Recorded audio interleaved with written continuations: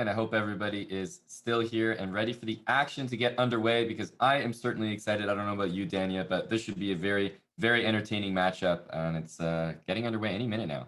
Excited now. Why would I be excited? We only have two of the most talented juniors playing in a Blitz and Bullet match, but it's another day at the office. Exactly. Well, I think that's one of the best parts of this job, Dania. It literally is another day at the office. We get to, Right. sit here in the commentary booth. No one's judging our calculations, and there's no pressure on us. So actually, I'm enjoying it. Yeah, no, we get to blunder, we get to sacrifice the players' pieces, all eyes on them. But Arjun and Kirill, they're very experienced. I don't think they're particularly nervous.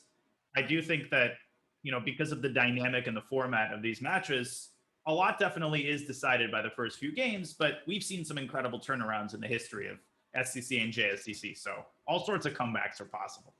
We have. And I wanted to ask you, do you have any experience either over the board or online playing against either of these players and, any insights that you might have from some of your matches? Yeah, unfortunately, I haven't interacted with either of these young players over the board. I think I've seen Shevchenko at World Youths. I was playing under 18. I think he was playing under 10, but he was already on his path to becoming a GM. But in Blitz, of course, Chess.com, that's a different story. I've played Arjun probably thousands of times at this point. Kirill, I've played a couple of times. And without a doubt, in Blitz and Bullet Chess, Arjun on paper is a favorite. I think there's no denying that, although looking at their chess.com Blitz ratings, 2934, 2899. Amateurs. I'm on. Why are we watching amateurs? Come on, you can get some serious players in here. Exactly. Yeah. The towering ratings that some of these young players are able to to boast are incredible. We also have the bracket there if people want to be reminded about some of the other matches. Apart from this exciting one today, to take a look at. We already had Ranak win that first match against Paulus from Lithuania. So that was definitely exciting one. There's lots of names there, especially the few names that you hinted at earlier that we'll definitely be excited to take a look at. I see Jeffrey Jean, Christopher Yu, Hans Niemann just representing the Americans as it is the 4th of July today. I was looking for Canadians in the bracket, but no, we got Canadians on the desk. That's why there's a Canadian in every show that way. Is that so? Well, we'll have a chat about that later. Exactly. So we're waiting for the games to get underway. They should be off at any moment. I'm excited. 5+1 is our first match. You don't see players casually play 5-minute, too much any longer. But 5-minute used to be a very popular time control in the early days of internet chess. Yeah. Aman, how do you think? And I should also mention that Shevchenko's FIDE rating 2599 is higher than Erigaisi's FIDE rating 2567. So is Kirill going to really try to make a push to get ahead in the 5-minute section because he knows that Arjun has more bullet experience? What do you think? It's a good question. I see we have the game underway, which is nice. Things are started here, but definitely 5-minute, as you pointed out, kind of an archaic time control, especially for these young players. I guess one of the advantages is they might not even remember a world where 5-minute was ever really a time control. Like if these young kids growing up, they're just playing 3-minute chess, bullet chess, even less than bullet chess, all the time. Less than bullet chess. Less than hyper. There's so many fast time controls. So I actually think that this is probably the most unfamiliar that we're going to see these players. 5 minutes plus the 1 second increment. And I don't know too much about the talents of Shevchenko when it comes to, let's say, the 1+1 portion. I have seen Arjun Erigaisi, and I do know just how dangerous he is in those time controls. But Shevchenko, I feel like what I know about the players is I would probably favor him or his chances slightly more in the longer time controls in this format. Yeah, I agree. He's got that Russian school. And here we have an accelerated dragon Marozzi bind structure. Those are the pawns on c4 and e4. Yeah. And this is a very positional structure where white institutes this bind in the center, but black kind of tries to nibble around the edges, play on the flanks. It's a good blitz opening. I found it difficult to play with kind of a big space advantage. We should also mention that the pawn on e4 may seem to be hanging, but it's actually not. Well, right. It is, but you're going to pay a pretty steep price for it in the form of a bishop. This is going to be a fork. So the pawn is indirectly defended here. Right. That's the best kind of defense, defended tactically. And we see here the move bishop e3. Daniel, that might actually stand out to a lot of people as quite a strange decision, because most of the time when you have the queen on d2, bishop on e3, I mean, everyone and their brother's trying to go bishop h6 and trade off that bishop on g7. So how come we're actually declining the trade here? Well, that's actually a great question. And there's certainly something to be said for trading bishops. I think the problem partially consists in White's other bishop, which is hemmed in by all of his pawns. So at least White wants to keep one bishop that is sort of the soul of White's position. It's also defending some important squares, such as the d4 square. And you got to be very careful about Black eventually maneuvering his knight to d4. A lot of games have been lost when the dark squared bishops are traded and Black starts occupying all of these central squares with his knight and his queen. Yep, 100%. And we see, speaking of central squares being occupied, bishop to e5. And sometimes Black gets the idea to go, a follow-up, either f5 in some moment to open up the f file for the rook, or even e6 in order to activate that queen from d8, eventually out to h4. And you can see Shevchenko has taken a very long time, but he's making all of these moves that demonstrate an understanding of the position. Arjun's last move, I think he's probably preparing a3 and b4, trying to dislodge this knight from its commanding post on c5. This resembles in some ways the King's Indian in the sense of White trying to kick away a knight on c5.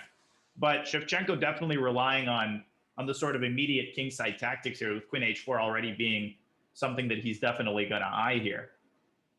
Yep, 100%. Queen h4 is always something to think about, because if you play g3 in response to that, a lot of the time Black could just snap that pawn off with bishop takes g3, followed by an f5 move, and really get the position tactical. Yeah, queen h4 even here is possible. And I'm just going to show g3, bishop takes g3, and at the very least, it seems like a perpetual might be possible here. So after queen h4, we're probably going to see a trade of bishops. But then Black does get the d4 square under control. Yes, the pawn structure is a little bit ruined. Maybe there's queen d6, but yeah, these structures are quite unique, and they're very, very complex. Yeah, and it's interesting. Like earlier, we had Black going knight d7 and saying, hey, let's trade bishops. White said no. And now Black goes bishop e5. A few moves happen, and White says, okay, hang on. It's getting a little scary over there. Bishop d4, because he needs to meet queen h4 with an exchange himself. Right. And I'm a little bit concerned here about Shevchenko's time. He is taking a very long time, and these are important moments. Pawn structure is potentially going to change, but there is a big, big time difference here as he almost is below 2 minutes. Queen b6, the move that he chooses. So playing on the queen side instead, and discouraging Arjun from taking the bishop, because there might be some sort of a discovery like knight takes c4 check. Okay, right. Maybe not that one. Knight takes b3, I guess, is the move. But maybe just king h1 by White might be a safe choice. He's gone queen e3, same idea, unpinning. King h1 makes a lot of sense there. And we might see Black sort of do one of these typical ideas where you just sort of wedge your queen inside the position, like queen b6 up to b4, and even to a3 in some cases. The move a4 by Black becomes a little bit more tempting when the queen's on b4, because then White can't respond with b4 himself. That's exactly right. Now, the queen could get in some trouble, but it's got a lot of potential evacuation squares. It can always drop back to b6. I'm going to say I quite like Black's position here, notwithstanding the time difference. Right. Knight b5. Interesting decision by Arjun, inviting a trade. And maybe he is trying to box the queen in, because after bishop takes, c takes, the queen can no longer drop back to b6. And you basically have to put your head down and go for it if you're Black. And I think this is going to take us down a very forced path, because let's not forget the move a3 is in the position right now, thanks to knight b5. So that queen is, to my eyes, trapped unless you go for bishop takes b5. There might also be a4, but no, then a3 and b4 would have won. He has taken, after another long thing, 2 minutes down on the clock. Yeah, he's going to be feeling the time pressure here. Yeah, what to do now? I mean, he can improve his position sort of quietly with rook fd8. The computer doesn't like that move. As you said, the queen could wedge itself on a3 preemptively. I'm not sure if White has a clear threat, but there's a very deep sense of unease that I'm having now about Black's queen, and about Black's entire position being kind of held up by this one pawn on d6.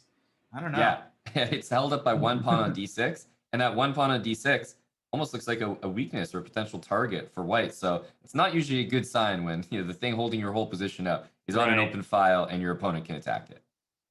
That's a great point. Rook ac8, so he has kind of passed by making an improving move. I like that move. What can Arjun do to add some Tabasco sauce to the position? He decides on a4, which forfeits the ability to play a3. So the queen is now on something resembling an outpost, but Right. it's an outpost from hell. You know, it's like it's stuck on b4 now for all of eternity.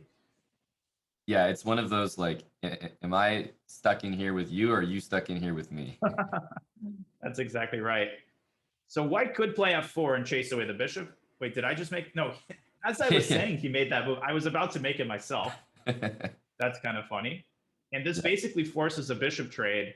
A queen is going to have to wedge itself on a3. Then you could take the pawn on d6, but there would be some discoveries. All of this has happened. And I mean, this is exactly what I feel like this is exactly what Shevchenko wants. Not only do you probably want to play knight against bishop in this fashion in general, but when your time is getting low, I just think it's probably a good thing that the position has clarified a little bit. I agree. And Arjun now trying to open a second front with h4, and here comes e5. Now, remember I mentioned that d4 square and the dark squares in general being a potential liability for white? Well, I think he's paying the price for that now. He probably is going to end up taking on d6, but now white's position is the one that's incredibly flimsy. There's knight takes d4 ideas, lots of discoveries. But again, not to be a broken record, the one thing that worries me here as the position becomes more spicy is the clock situation. Yeah, this position is definitely shaping up for Kirill, though. I think he's made a lot of strides. For example, the d6 pawn is no longer there. So one of the biggest weaknesses in black's position is now on e5. Any endgame where, let's say, queens maybe disappear off the board, I think also is going to favor Kirill. So I think he should be happy with how the position has progressed. But really, how good is he at playing with just 1 second increment? I think that's going to decide. We're about to see queen a2. The queen continues to see greener pastures. This rook on f8 is going to come out to d8. That's going to be important, activating black's last piece.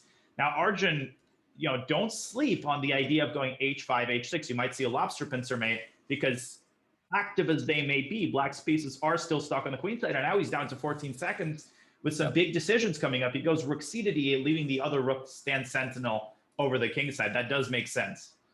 Yeah, I agree with that. I think that at some point as white, you just sort of maybe play the move h5 without too much prep. Like you kind of play against the time a little bit. So I think the move h5, h6, or that plan in general is quite dangerous. Black is looking for counterplay with either queen d2 or rook d2, getting the pieces on the second rank. Yeah, as you said, a queen trade would be squarely in black's favor. After h5, queen d2, though, there is potentially the move queen f3, and then the queen may aim to f6 at some point. Although black's knight could always drop back to e6 when the time is right to defend the g7 square. So possibility of a lobster pincer made a scan, and he goes for the exchange sacrifice. What a decision there. I don't know about that one. Okay, yeah, now he's playing the clock. Rook b2, he's probably going to go h5. And it's a real loss for white's position that bishop was forced to go to f3. Like, it's basically not playing the game. If that bishop, you stick it on c4 or something, it's way more active. But as it stands, I think black's done a good job. I agree. Now, bishop takes h5 is tempting, but remember, black-white has to keep the g2 pawn defended.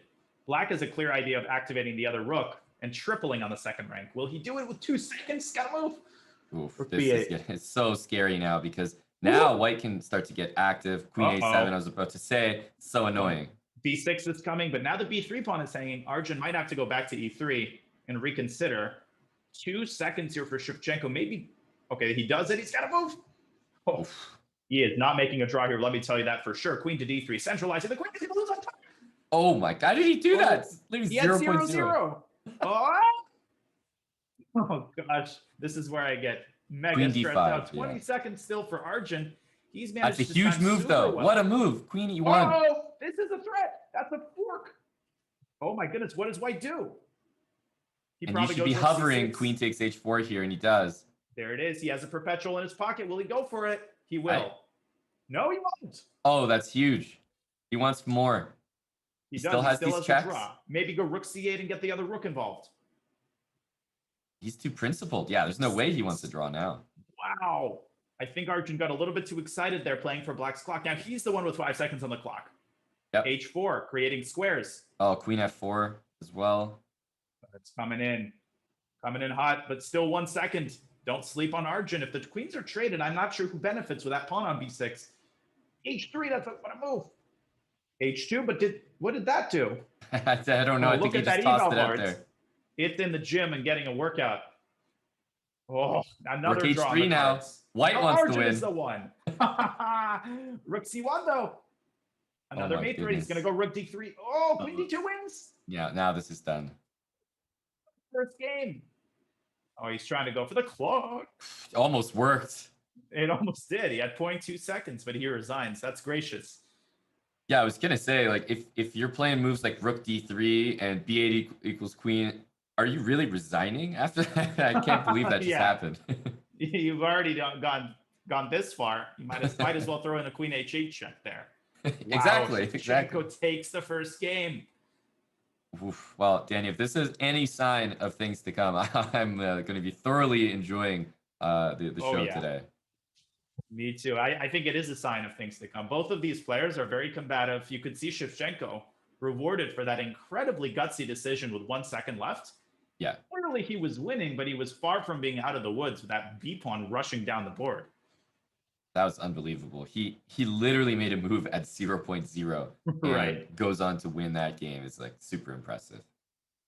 Okay, so we have a London, and this line has become popular lately where, I mean, optically it looks like Black's position is great. 2 bishops preparing E5. And that's why White plays B4, trying to dissuade Black from going B5, E5, because then White's going to go B5, and the E pawn is going to get really weak.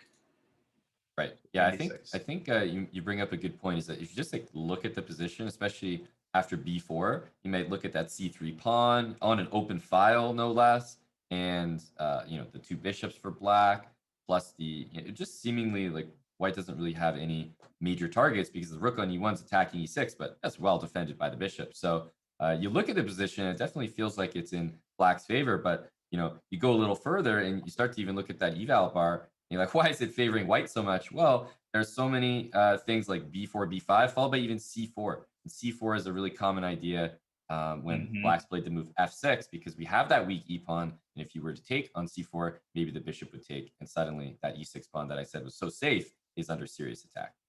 It is. And it really is a contest of whether Black is going to go E5. White goes B5. He makes sure that doesn't happen. And I think Shevchenko might want to follow this up with your idea of C4. So what we might see is something like 97 C4. And after DC, it is true that Black does get, this nice D5 score for the knight, but I agree with you. I feel like the pressure on the E6 pawn and White's knight also has E4 and then maybe swings to C5. That E6 pawn is not a good hook to hang your whole position on. I like C4 here. Yeah, C4 to me is the most principled and it is going to appear on the board. Bishop D7, Ooh. the fact that he's not taking that, I mean, it would take a stronger man than me to refuse the move C5 here. Yeah, C5 looks so juicy. The one thing that it would do is lessen the pressure on the D5 pawn. But man, look at those pawns. And the E6 pawn still remains weak. White could follow this up with, I don't know, Queen C2, eventually maybe prepare C6, maybe push the A pawn down the board. This is a lovely position for White, no doubt about it. A4. Yeah. He keeps the tension instead. Okay, that's reasonable. Yeah, he knows that C5 is always going to be an option for him. Queen C2 looks like another good move that if you don't want to release the tension, start with that, make a threat on H7, connect the rooks all at once. That just looks like a superhero move. Yeah, Queen C2 is sort of automatic move that improves the position. He's keeping his options open. You can also go A5, but you've got to be a little bit careful. At some point, Black could end up taking on C4. You could see that Arjun has brought the rook to E8, reinforcements for that pawn on E6, and just at that moment, Kirill plays C5, makes that rook a little dumb. Rook look a little dumb on E8 does Shevchenko. He is definitely better here. But look at the time again. They've adopted 2 different strategies for handling their time. Yes, and I can relate a lot more to Kirill's at the moment. that would be me. And what are you implying about me? Queen? You don't have to take the other side, but I feel like, in these commentary things, when I take one side, yeah, I'm kind of putting you on you're Arjun in this case, for sure. I don't like that move, though. I'm going to be completely honest. Queen B3, I feel like it takes away the square on B3 from the knight. Right. And I feel like he was trying to discourage Black from playing E5, but Arjun does it anyway. And the point here is after D, E, F, E, that bishop's pressure on the knight on D2 is what permits Black to do this tactically. You can't take the pawn because you're going to drop that knight. I think Kirill might have missed that detail. Right, and the c pawn on c5, you're not even defending it with a queen on c2 anymore, so that pawn even becomes weak after, for example, d takes e5, just down the Yeah. line. So isn't that the worst feeling when you make a move that you're supposed to prevent your Right. opponent from doing something, they do it anyway. And you only end up encouraging them.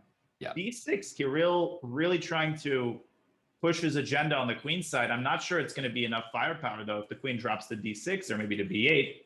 Well, if the queen goes to b8, then maybe d, e, f, e, knight e5 works tactically, because then the bishop on d7 hangs. Right. So Arjun needs to be very careful, and that's why he's taking his time.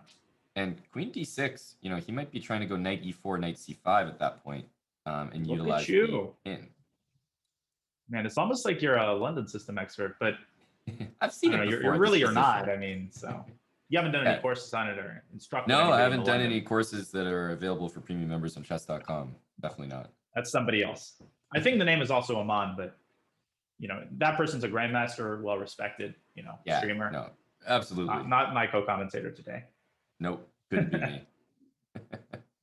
So where does the queen go? Because we have two drawbacks. Queen b8 leaves the bishop undefended. Queen d6 walks into this very pretty tactic. Does black maybe go queen? Okay, he's decided on queen b8, and maybe after de, he wants to take on d2 first and then take the pawn. Yep, that's exactly what happens. Right, and I have to say that move b6, I kind of underestimated it at first, but I'm liking it more and more after seeing it. Like there were actually some pretty cool ideas with b6. So Shevchenko also even the timeout a little bit more. He's in so much time pressure that when he's down a minute, I'm saying he's evening it out. Right. Yeah, no one gets that sense given the way the first two games have gone on the clock. Bishop to b5, releasing some of the tension by forcing a bishop trade. Mm-hmm. And, we have a blessing and a curse situation here where the pawns are definitely imposing and black could push the pawn to e4. But you could imagine a scenario where either white plays a5, a6 quickly and creates his own demon on b6, or black's pawns end up getting a little bit too weak if black is not vigilant about defending them with his pieces. And there comes a5. This is very double-edged. Absolutely. It's a very weak white king, a lot of weak squares, h3, f3. The f2 pawn is going to be targeted by black, no doubt. But hey, that b pawn, it went to b6 not too long ago, and it's about to become a pass pawn very soon. So watch out for that.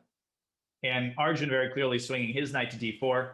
We can see a situation where both players trying to exploit the strengths of their position. Maybe white should play knight b3 here and prevent knight. Knight d4 looks pretty terrifying. And that's what Kirill does. Now, black does have the idea of going maybe e4, knight e5, knight f3.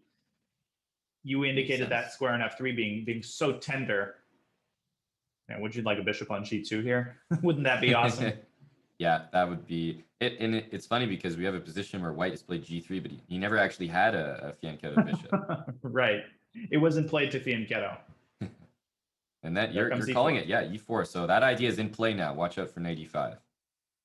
Now, white could play something like rook d1, knight e5, knight d4, but the knight is not a very good defender of the square. One gets the sense that white has let the attack go a little bit too far here. So queen c5 instead, going for a queen trade. Arjun's like, let me think about that.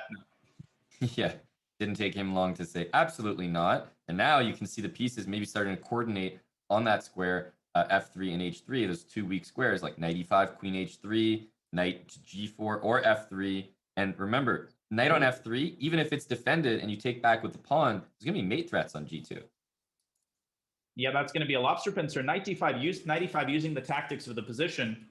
Maybe white should go for this, but knight f3 check. No, that wins an exchange. Now black's going to follow it up with this explosive move e3. So that's out of the question. I think white has to play maybe knight d2, maybe, okay, king up to g2. Fearless move. But what if black plays knight f3? One gets this, knight d3, and that's a fork. Yeah, that was blundered by Shevchenko. That's a killer right there. Yeah. And I guess there's not really you don't get the sense that there's hope for a comeback because of the time as well. It's like a 2-minute time advantage, material as well. It's all Arjun here.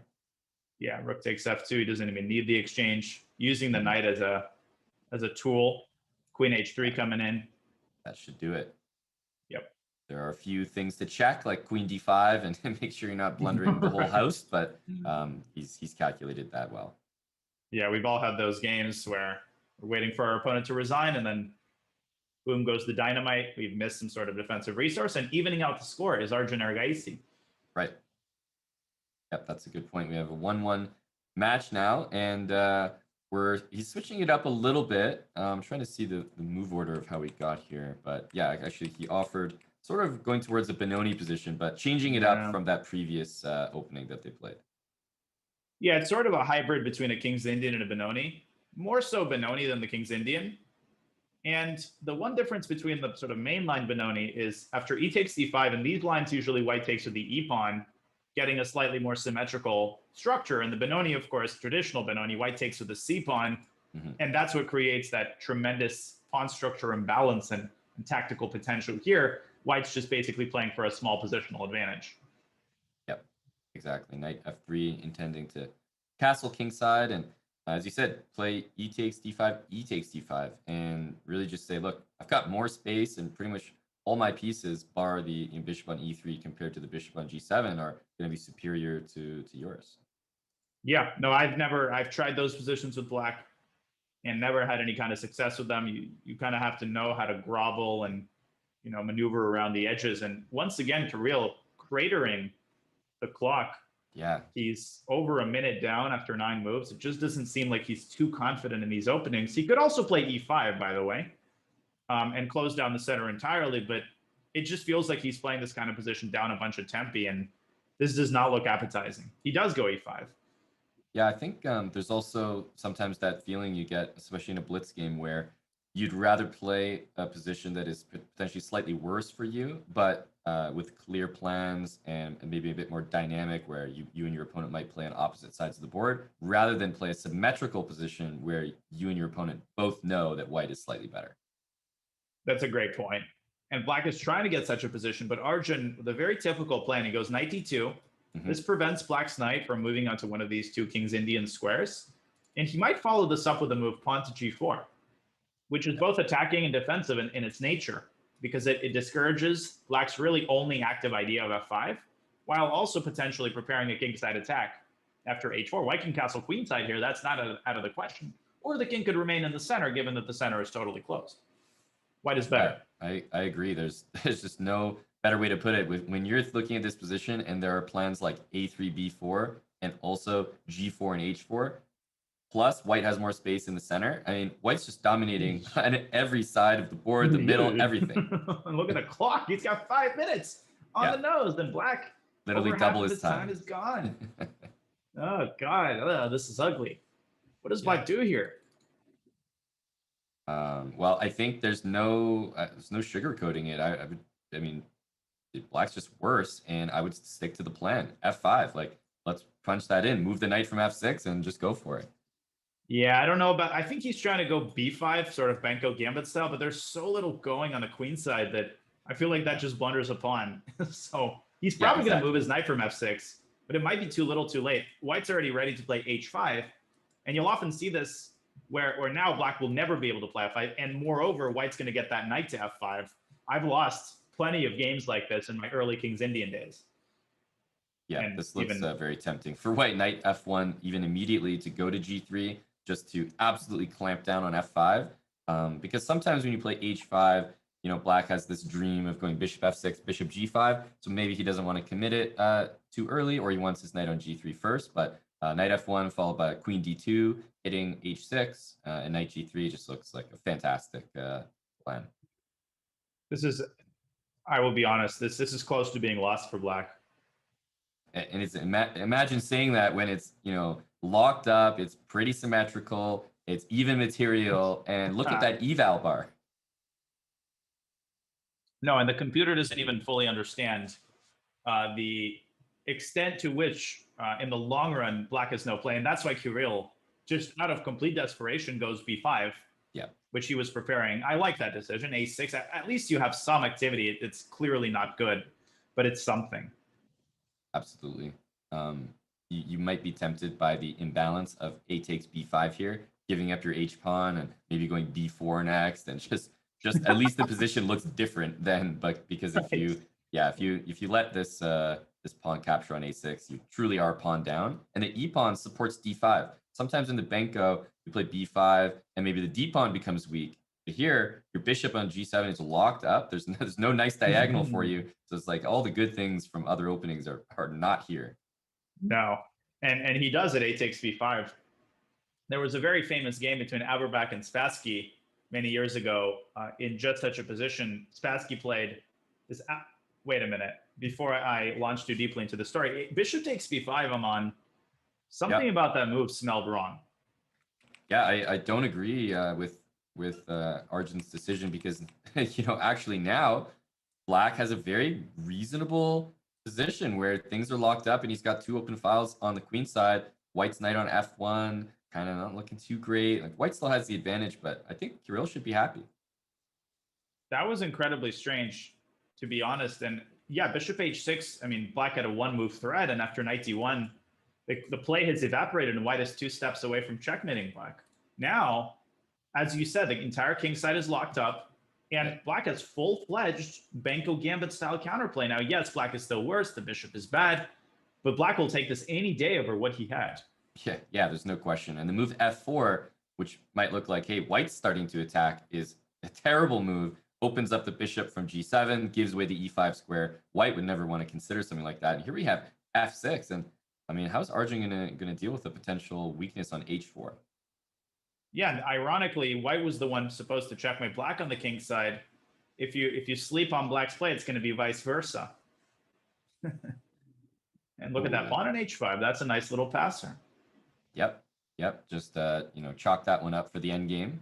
Hopefully that pays dividends. But right now, it's the 3-minute time advantage that is really going to cost Shevchenko here. Yeah, that's an unbelievable time difference.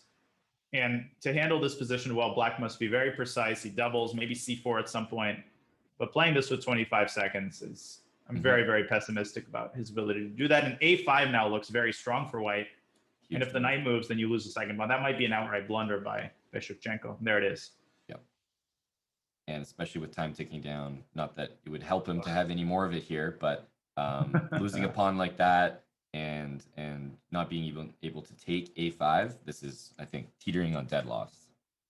Yeah, and you see that's the problem. You create counterplay, you feel optimistic, but because you took so long doing it, wow, and Arjun doesn't even take the pawn, he's going to save it for later. He's going to put it in the fridge and eat it at night. Rook c1, queen c3, and then queen takes c4. Yep, and that bishop on g7, a non-participant in this game. How about knight e7? Where are you going? Knight g8, where are you going? Like, the white pawns cover absolutely every access point. Yeah, and Arjun might play queen e2 here, because if you take the pawn, there's still a sliver of counterplay with h4, and maybe the queen comes into e2. Arjun's going to play this like a Russian schoolboy and not allow anything. Yeah, queen e2 would be an impressive move. I guess he's just determined that it doesn't matter, just bishop f2. Okay, he stops it anyway. H3, like, king takes h3, principled. Yep. King g4, no. Yeah, and once we see queen e2, I think that's sort of the nail in the coffin. When you take that diagonal away from Black, then he sort of defeats himself, and that's why I think we're seeing rook a2. There it is. Yep, you nailed it, and he's going to let his time run out, but the game was over anyway. And Arjun wins the second game. That was a pretty much wire-to-wire effort, with the exception of that one inaccuracy taking on b5. But with that huge time advantage, it didn't seem like Black had any realistic chances at any point.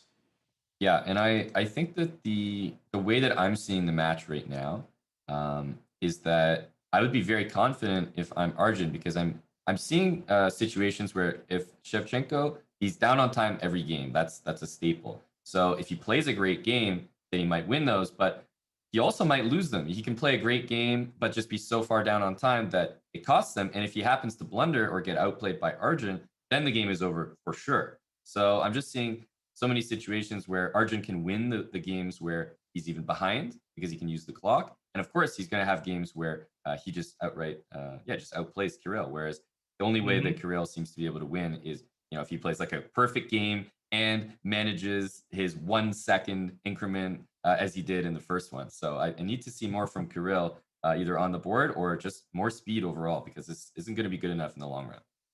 I agree completely. And I mean, the first game was downright impressive, but that's not an effort you're likely to repeat too many times against a player as strong as Arjun, both practically and objectively. Arjun and I, and we'll get to this in the bullet segment, but we played a lot of games with this weird time control. We both start with 10 seconds, but there's a 1 second increment.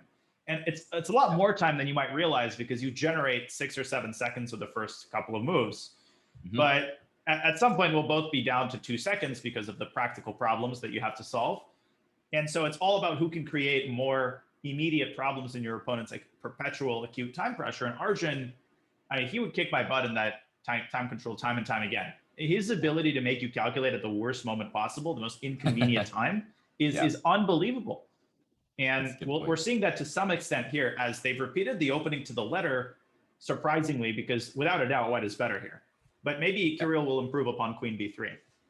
Yeah, I think it's really hard to not see the advantages of queen c2 over queen b3, especially if you consider the last game. He's going to realize, hey, b3 is actually a useful square for my other pieces. d2 knight was under attack, which allowed e5 to be played. The c pawn was hanging after e5, so I just queen c2 seems to solve all those problems that he was having. Yep, and instead he rushes the a pawn down the board, which is still better than queen b3 because the knight is still protected by the queen. So this entire mechanism, this entire mechanism is just not going to work. Right. What to do? Maybe that's interesting. He might want to play his usual b6, or potentially even more tempting is something like a6, and introducing the idea that if black plays, pawn takes a6, you take with the rook, you're hitting e6 and a7 as weaknesses. And if black plays b6, then you thrust forward with c6 and say, look, I've got this protected pass pawn, until the cows come home, and hopefully that pays dividends in the endgame. What's hilarious is I played the move king h8 as a filler move to illustrate the ideas, and Arjun has just played king h8. That's not even the first time that's happened this show. This is hilarious. I guess that he's just waiting for white to put his cards on the table, which makes sense. And also the king, when it's on g8, it is susceptible to a certain amount of tactics related to taking on h7 with check, or maybe this a2 g8 diagonal opens up. So it is a long-term prophylactic move. Kirill taking the opportunity to build up the queenside pressure. It's really only a matter of time before we either see b6 or a6 on the board.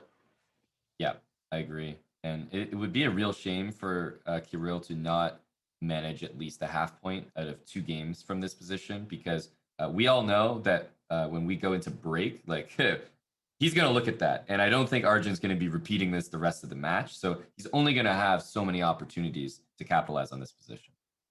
I agree completely. And he's got a big choice here between a6 and b6. I personally am leaning toward b6. And one of the, who's not leaning toward b6 is the eval bar. But I was thinking after cb or abcb, the knight can come into c5. Perhaps that was one of the ideas of putting the knight on b3. But this is giving Kirill pause. Also, a6 is very, very tempting, of course.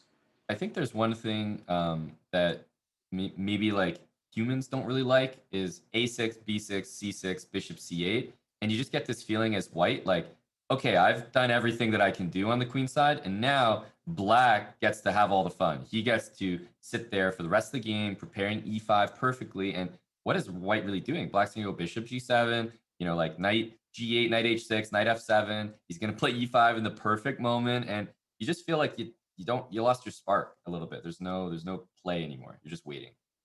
Yeah, that's like going first in the 3-point shooting contest, or in any competition. You shoot your shot, you do a good job, but then you watch all of your opponents try to beat you, even if you have a high score, and that's a pretty terrifying feeling. So, as you said, white's exhausted his potential on the queen side, and this isn't really the best that Kirill can do. So, the eval bar is in white's favor, but I completely agree with you. As he goes for rook a2, rook e2, nice idea.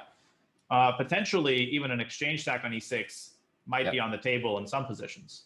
And one idea that you see in these positions a lot is e5, pawn takes e5, bishop g4, just like a way to activate, because this pawn on g3 really can look misplaced, especially after a move like rook e2 with the f file opening up and bishop g4 pinning the knight. That can be more annoying than you think.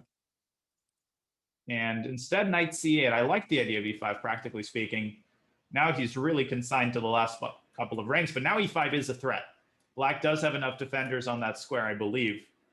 to where white needs Right. to do something about that. It took me a second to count. Maybe a6 though, because look at that bishop on d7. After Yes. a6, c6, literally the bishop is trapped. So That's funny. this time you would totally go for this. And I'm not a fan of move knight c8. First of all, it's obvious the knight has no forward future from that square. Like it's just moving out of the way to play e5. But if that's the case, I feel like I'd much rather go to g8 and potentially use that h6 square, jump to f7. Like knight c8 seems to get in the way for a number of different reasons. I agree. And Kirill going b6, I don't know. I felt like, oh, and now c6. Look at this idea. Wow. Opening up the c5 square for the knight, sacrificing a pawn to do it, even if temporarily. I'm more a fan of this than the engine. The engine Right. is saying like, yeah, not a big fan, buddy. Nice try. And I'm over here like, wow, this is gorgeous. No, this is a very textbook positional idea. I think one of the issues, though, might be that after white takes on e6, it's just not as impressive a resulting position as it may seem. But no, I like this as well. Practically speaking, this is a very hard position to play for black because now white institutes his dominance over the e file. Right. But it would be a shame, as you said, if Kirill does not manage to, to win this game. Even a draw will be a disappointment here for him. He's played great. Yeah, he's gonna probably back that rook up with a queen, I might imagine, something like queen e2. But maybe black has the idea to just trade everything at that point, take on e6 and queen e8. So he's avoided that, which I actually like. Yeah, but maybe bishop f8 now, and you're getting into the territory of a lot of trades. And with every passing trade, I feel like white's advantage diminishes. Also, knight c8, knight d6 looks like a nasty defensive idea. He's played knight c8. Yeah, I mean, we can call that a defensive idea for maybe about one move, but it's going to turn into a very dangerous offensive idea when it gets to e4. Oh gosh, is white even better anymore? The eval bar doesn't think so, and I'm beginning to think that white might have to start thinking about equality pretty soon. Yeah, no, 100%. I think this is slipping, and this is what I was saying about, the win conditions for Shevchenko. Even his good positions can slip away very easily because of time. Look at this 30 seconds. If anyone's favored here, it has to be black. No, black would decline a draw here, and now below 30 seconds, he's Kirill as he's trying to grasp at the remnants of his advantage, and he has to make a mental switch very, very quickly here, which is challenging. Of now trying to hold a draw, knight to c4. Creating problems. This is what I talked about. Right. Yeah, no, you called it. He's so good at like knight c4 is just the last thing you want to calculate. Yeah, now he's dragging Kirill into a very tactical position. Does he snag this pawn on a5? Kirill's idea is to soften up that pawn and maybe go knight h4. This still looks dangerous for black as well. Oops. Yeah, I love the move g5. Doesn't allow white the easy ideas of like knight h4, and just doesn't entertain the idea of a weak g6 pawn. Yeah, look at that clock. Knight h2. Now h5 is hanging. Yeah, a5. His pawn's hanging left, right, and center for white. Right. d4 is also weak. So literally, he takes that one. See, exactly. This is, you don't expect him to take that pawn. Now b6 is coming. White won't even have an active knight on c5. And if knight b3, there might be bishop a4 pinning the knight to the queen. And I thought this one was maybe a little strange because of bishop takes followed by d5, which is what I would have gone for with 1 second on the clock. Bishop b7 and it's over because knight takes g7. There's queen e1 check. That's game over. 0.3 seconds. Take on h6 and queen h3. There's knight f7 maybe. I think bishop f8 might weirdly be the most accurate move, just to get out of every. I don't even know what happens after bishop h6, but bishop f8, I don't see any tricks. And Arjun's doing a great job taking his time. He's got a minute on the clock. Yeah. I agree with you completely. Bishop f8 is immediate resigns. Yeah. Ooh. Interesting Didn't decision. see it. Especially because he had the time, and he's obviously got the skill to calculate a way to win a piece there. So it's an interesting choice, but I think he still feels comfortable. No, this is completely winning, and he's got to be a little bit more careful here. But now the b pawn could just rush down the board. Okay, but this is just winning. Bishop f1 and queen f1 forces a transition into a pawn endgame. Beautiful. Wow. Yeah, you get the feeling like it was never in doubt for Arjun there. And I was going to say, I believe we are taking a break. So players, we're going to abort that game. And I think, Dania, maybe a much needed break for Kirill. I wonder though, is he going to be able to come back from this break and really shift up something as big as, hey, buddy, just play faster? Like that's not an easy thing to do. We'll see, and I'm excited to see how he'll make that switch. And I'm also excited to refill my coffee. So there you go, guys. We'll be back after this.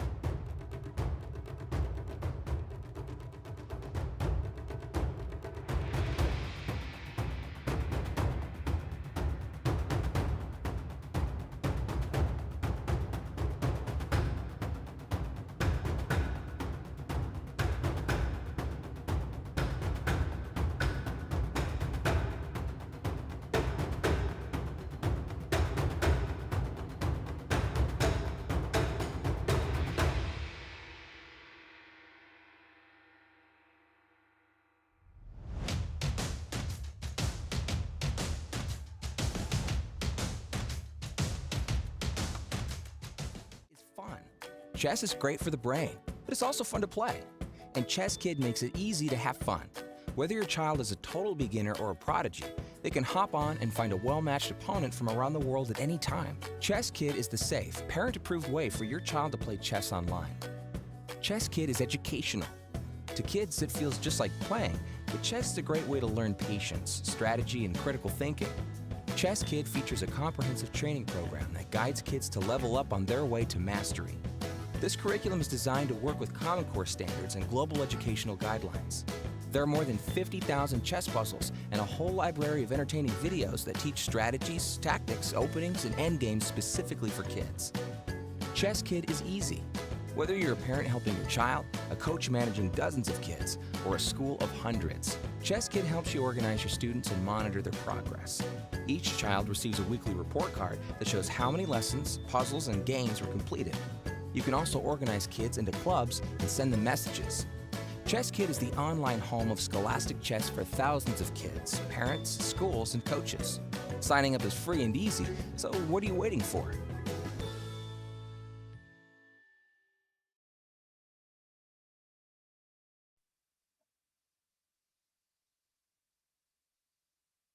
welcome back, everybody. We got some refills on all the drinks on our end. Hopefully everyone did the same. But Daniel, we have a match right now that stands at 3-1 in Arjun's favor. What do you make of the game so far? And is this a lead that you think is going to continue, or are we looking at a potential comeback? Well, I mean, the way this is going, Arjun is, I mean, after losing that first game, he's adjusted slightly. He's taking a little bit longer. But given these time disparities and the fact that he's probably going to improve his opening play, which is going to spell even more trouble for Shevchenko. So Kirill has to, I mean, it's easy for us to say that, but he's got to have a mindset shift.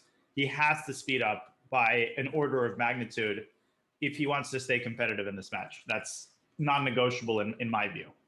Yeah, and although it's easy to sit here, I have been in the position of being the slow guy, maybe looking at my chat while I'm streaming, and everyone's like, "Look, dude, just play fast. Like, just play faster." I don't understand. So I know that it's not easy or damn near impossible to switch, but one of the things that I tend to do whenever I'm in that situation and I know I need to speed up is I find it a lot easier. Instead of telling myself to play faster, I usually just say, try to keep up with your opponent. Try to keep the time level with whatever they are doing. Because hey, if you have confidence in yourself as a player, just tell yourself, hey, there's no damn way that they should be able to play moves, faster than me and better than me. Pick one or the other. Right. I think that's a good strategy, and maybe Kirill has told himself that. These kinds of little breaks, I like them. They remind me of the breaks you get in tennis, where or in boxing, where the coach, says a couple of motivational things to the player and tries to get them to, get them pepped up again. Now we have an Averbach King Zindi, and Queen E8 is one of the main moves preparing E5, but I've never actually seen, full confession, White play E5 in this position. That's some terrifying stuff by Arjun. And I was going to ask, like, what like, pardon the interruption, but what happens after knight d5 next? Yeah, knight fd7, knight d5. I mean, maybe black has to just go knight a6 and sack the exchange, but this is not easy to do on the fly. Often in the King's Indian, you have a lot of dynamic play. Mm-hmm. I was going to say, like, you mentioned on the fly, and I can tell it's on the fly because he's thinking, right? Like, if this was theory or if this was a planned giving up of a pawn, I might actually be in black's corner saying, awesome, this is probably going to get dangerous. Bishop on g7 is going to be strong. But the fact that he's unsure makes me feel like this is probably not something he's fully prepared for. Yeah, and he does go for the exchange sacrifice, which is forced, but he does it with bishop takes c5. So, okay, that makes sense. Mm-hmm. But my issue with this is that if white ends up consolidating, queen d2, knight f3, and then castles, black's compensation could evaporate almost entirely. And that's a pretty scary thought. I mean, after queen d2, black might have to go frantically in for some sort of dynamic counterplay before white has castle, but I'm skeptical of this, and so is the eval bar, which means that I'm skeptical. Yeah, which means that you're correct. Right. My girlfriend is a vegetarian, which basically means I'm a vegetarian. If the eval bar thinks white's better, I mean, I'm basically better. And my feeling is like you want to move the knight on c6, which maybe makes less sense, but I want to play c6 so badly here. The knight on d5 looks, completely annoying, like stops everything. Knight f3, and okay, it does go knight d4. So knight f3, maybe the idea is like K can just play c6 and then go with potentially like a queen. Oh, man, queen g7. Like I'm just trying to make a threat around here. I don't know. I simply castle, and I don't really think. That's a Pulp Fiction reference, by the way. I just need everybody to relax.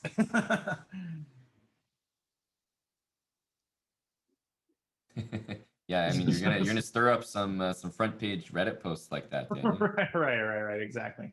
No, it's I think people on my stream know that movie because I make references to it all the time.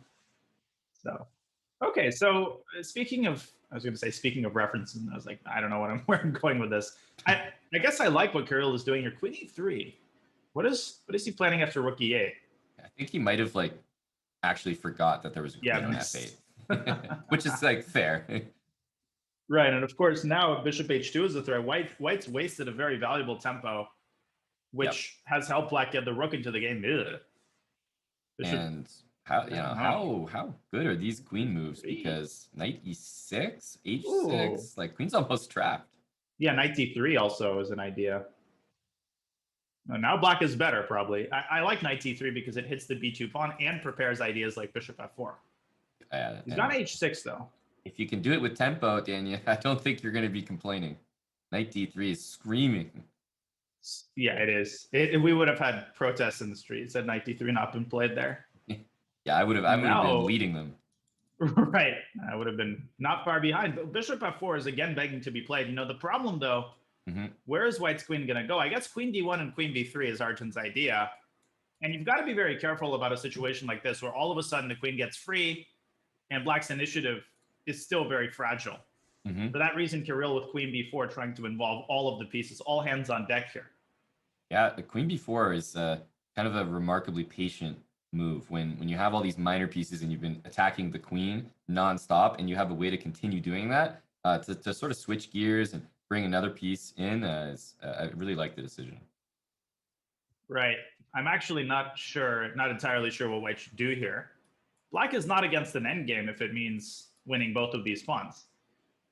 Yep, 100%. And I guess the other reason to further explain the thought why I like queen b4 is that it hands the move to white. It's not easy to make a move in white's position, as you pointed out. But if you play bishop f4, queen d1, knight takes b2, white's moves are obvious. You're like hitting the queen. He knows exactly where he has to go. Those are going to be quick moves. And, you know, if he's lost, he's lost, but he's going to keep making the only move. So I like handing him the position. Yeah, bishop e4. I'm just trying to get a handle on what he's doing here. Now, first of all, bishop takes c3. There's b takes c3, hitting the queen, which is the tactical justification of his move. Now, Kirill might want to just take on e4 and then take on d2 and take on b2. There's a sense in which that is a little bit underwhelming. I feel like there's something more here, but I can't quite put my finger on what it is. Right.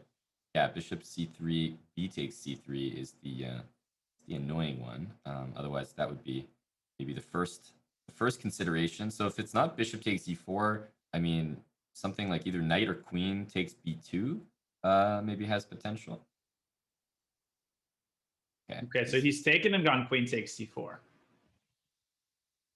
b2 still hanging, e4 more importantly hanging. Yeah, there's also a rook ad1. Yeah, maybe rook ad1 should be played. A knight takes b2 involved the rook on e1. And if you go back to d3, there's this idea of going knight f6. Okay. So that's one potential defensive idea. Let's see what he settles on. Yeah, and knight to c3, which kind of covers both, I think it just runs into knight takes b2. So that's what he's hoping for.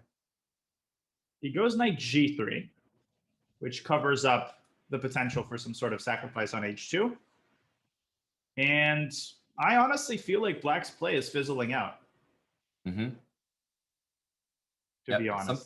Something has to be said about just that easy blitz position where if you get your hands on the b2 pawn and just the knight on g3 is not that great with the g6 pawn, I think it's very playable for black. Yeah, I had a discussion with a student a couple of weeks ago about which positions are, often very good in classical chess, but not good in blitz. And I brought up the point of exchange sacrifices, which often in blitz, I found that they often backfire. I know it's an oddly specific point, but you often go for a position which looks very tempting, but it takes a lot of upkeep to, even when you have seemingly overwhelming compensation, if that compensation fizzles out, you might be completely lost. So these positions where you have to keep finding accurate moves to continue the initiative are frequently bad at blitz. This is a case in point. Black's position is now losing. I mean, where's that knight going? Yeah, I can't even. Okay. I guess he wants to take and go queen takes a2. I mean, you got to do it, I guess. Yeah, at this point, you're committed. I guess you could play rook f8. But you've signed the wedding vows. You got to do it. You're not really going to get a lot of people signing your petition with rook f8. That's for sure. Yeah, queen c2, very calm move, defending b3. Now the important pawn is the b3 pawn. That's the one which is limiting the knight and preventing it from escaping. Yeah, and d3 is the exit. Like queen a6, knight d3 is black's planned escape. So I'm even looking at things like, like a rook e8 check to rook d8, just to cover that in case it happens. Like as long as you keep the knight boxed in, I feel like you win this game. Yeah, and h4 is irresistibly tempting because if black plays h5, then the knight's going to swing around to g5, and you also have to worry about the small possibility of checkmate here. It's a minor problem that sometimes occurs when you're down an exchange and you have nothing defending the back rank, and that's how the game is going to end. Yeah, I mean this is drawing dead, Two. as they say in poker. Rook e4 looks solid. Now queen e2. There it is. So checkmate in one threat, and the king going to f8 has seemingly only walked into more issues. Yeah, queen is coming to e6 after rook e8 and hg, I think. h5 nearly forced. 94, I guess. Yeah. Ooh. This is painful. And that knight on b2 is, I mean, it's chilling on a beach somewhere while the entire society is burning. So, knight takes h5 also might be a possibility, and he does it. Yeah. Because of gh, then queen f5 and rook e6. And he was probably just double checking that he wasn't blundering any type of weird perpetual or weird fork with queen c1 check, but not to be. Queen c1 and then followed by queen h6 actually runs into queen g8 mate. 7 winning. And breaking news alert, the knight has escaped, but a little bit late. Rook e7 would be one nice win. Gh, queen f5, and then rook e8. Mm-hmm. Beautiful. That looks like an Arjun type of move to play. I think he's calculating rook e7. I can just sense the wheels turning. And the knight on h5 covering f4 check is just so helpful. Queen c1, queen f4 never happens. That's exactly right. 6 seconds. That's not a lot of time. Queen h3. Oh, what a devilishly annoying move to have to calculate. Move. Oh my goodness. Okay, he had zeros. What an idea by Kirill, but he's going to be down a rook in the end. Knight takes g7. And now white's knight is on the same mirrored square, but e6 at that, the freeway exits were open there. That was queen h3. I can't even undersell. I think that's an amazing move. It's so annoying to calculate. It's pretty much like a knockout. I need a sip of coffee after that one. That is a heartbreaker, Roman. Yeah. Shevchenko. And hey, we're back in this position. Arjun, don't know if he looked at it. He might be saying look, I'm winning every game here. I'm not even going to bother to change it. But I'll say it every time we get to this position. White is better. White is undoubtedly better. And this is a fact. This is not an opinion. This is a statement of fact. But Queen c2, I mean, his a4, a5 wasn't bad at all. I think he had a lot of success with that, so I wouldn't be surprised to see him go for it again. But I mean, Queen c2 has been screaming for a while. He hasn't been going for it. And I think that one of the reasons Arjun may be going for this, trusting, he knows that it's worse. But he's trying to deal a psychological death blow. I think we've all had those matches where we repeat the same opening. And the more games you don't win out of a good position, the less confident you become in your ability. So he's trying to basically break him, I think, before the 3-minute section. If he wins another game in this position, if that's just going to be devastating to score whatever it is, 0 out of 3 out of a positionally dominant type of situation like this, recovering from something like that is incredibly difficult. And, God forbid, Kirill is the one who deviates from this position and says, you know what, I'm not going to take this, plus 1.5 position. Then we know who is in charge. Exactly. Because that is ultimate mental defeat. Because both players in this game right now know that White's better. Yeah, and that's what makes it so infuriating for Kirill. They both know what's going on here. But okay, so g6 this time by Arjun. That's maybe he's trying to go bishop g7 and e5. He keeps trying to devise new ways to play e5. Very original. Yes. And it makes a lot of sense. We finally see a new plan from White, which is bishop f1 to h3. So he's shaking it up a little bit. It does mean that his a5 idea and just that whole queen side in general, a little bit weaker. The bishop hits the pawn on b5, but obviously new plan, attack e6 much more directly than ever before. Exactly. And I was just showing very quickly why e5 didn't work. It would drop a pawn. Instead, knight f5 by Arjun, which invites the question of whether, but before I say anything, White's actually up on time, 21 moves in. That's got to be a relief for Kirill. He has played faster, but, he sacrificed a little bit of quality in doing that. Indeed. And knight f5 is a move that is, always going to be tempting. You're always looking at bishop takes f5. because bishop takes f5. If black were to take with the e pawn, you can tell yourself, okay, there's no more e5 for the rest of the game, and maybe if I just trade, like all the rooks, everything down, might have an advantage on the queen side. Indeed, and we see some of the same contours of previous games. King h8, that's a move we saw already. We basically see a situation where Arjun is kind of waiting for white to break through on the queen side, and he's going to react accordingly. And I think part of what's causing trouble for Kirill is he can't really decide which of the breakthroughs he should be preparing, whether it's c6 or b6 or even a5, a6. Mm-hmm. All three of those are possible, and that causes a lot of uncertainty. Also, e5, even if it involves a pawn stack on d5, that might be a possibility now. Yep. King h8, whether or not black's intending e5, from white's perspective, you have to assume that, well, wait a minute, he's getting out of the long diagonal, so you might want to play e5, and queen takes d5 won't be with check, so you have to calculate that as white. Exactly. And Kirill going for c6, knight c5, that's an idea he's essayed before. Right. But if black plays bishop c8, what exactly is he going to do as a follow-up? Is he going to play knight d3? Maybe knight a6 and take on c6? That's a cool idea. Bishop a6, rook takes c6. And you pick off the bishop. That looks like a very nice idea. But we're about to find out. Of course, he doesn't, as black, you don't want to play bishop a6.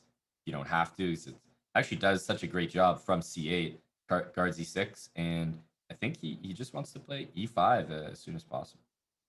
I agree, and Kirill does go for knight d3, which is understandable. That's why I propose the move, trying to get all hands on deck and stopping e5.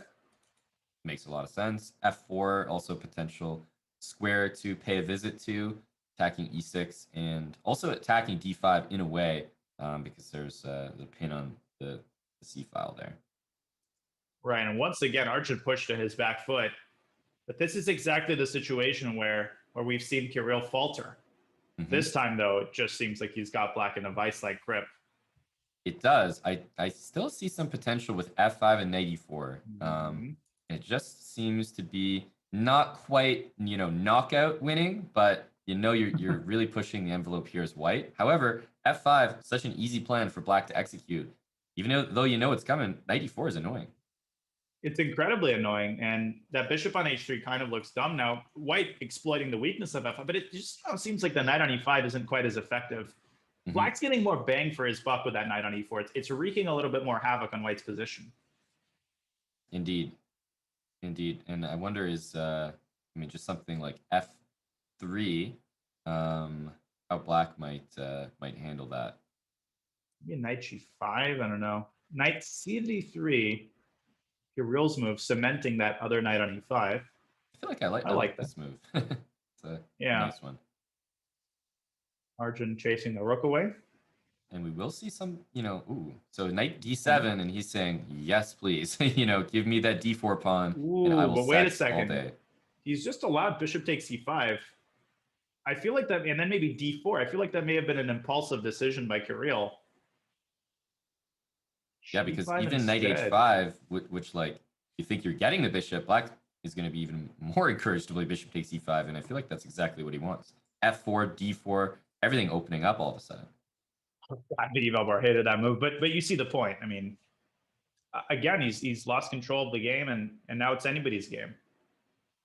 Yeah, and whether or not d4 is the best move in this position, it looks like a great move because time ticking down, things are going to get messy.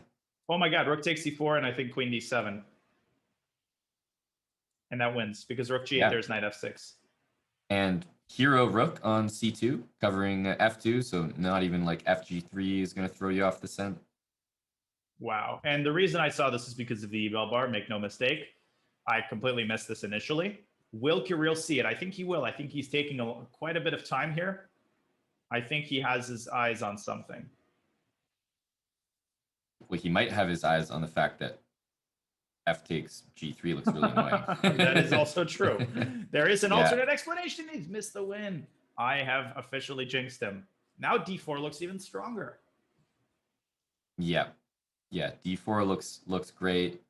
It's also possible that Arjun, if he's not aware of rook takes e4, you could see a move like f3 here, something like that. Yeah, so that might lie on the table and move longer. And perhaps Kirill saw it after playing g4, and maybe he's praying for a move like f3 or a6. And no, he's gone d4, but the eval bar, does the eval bar like anything, or does it just hate all moves?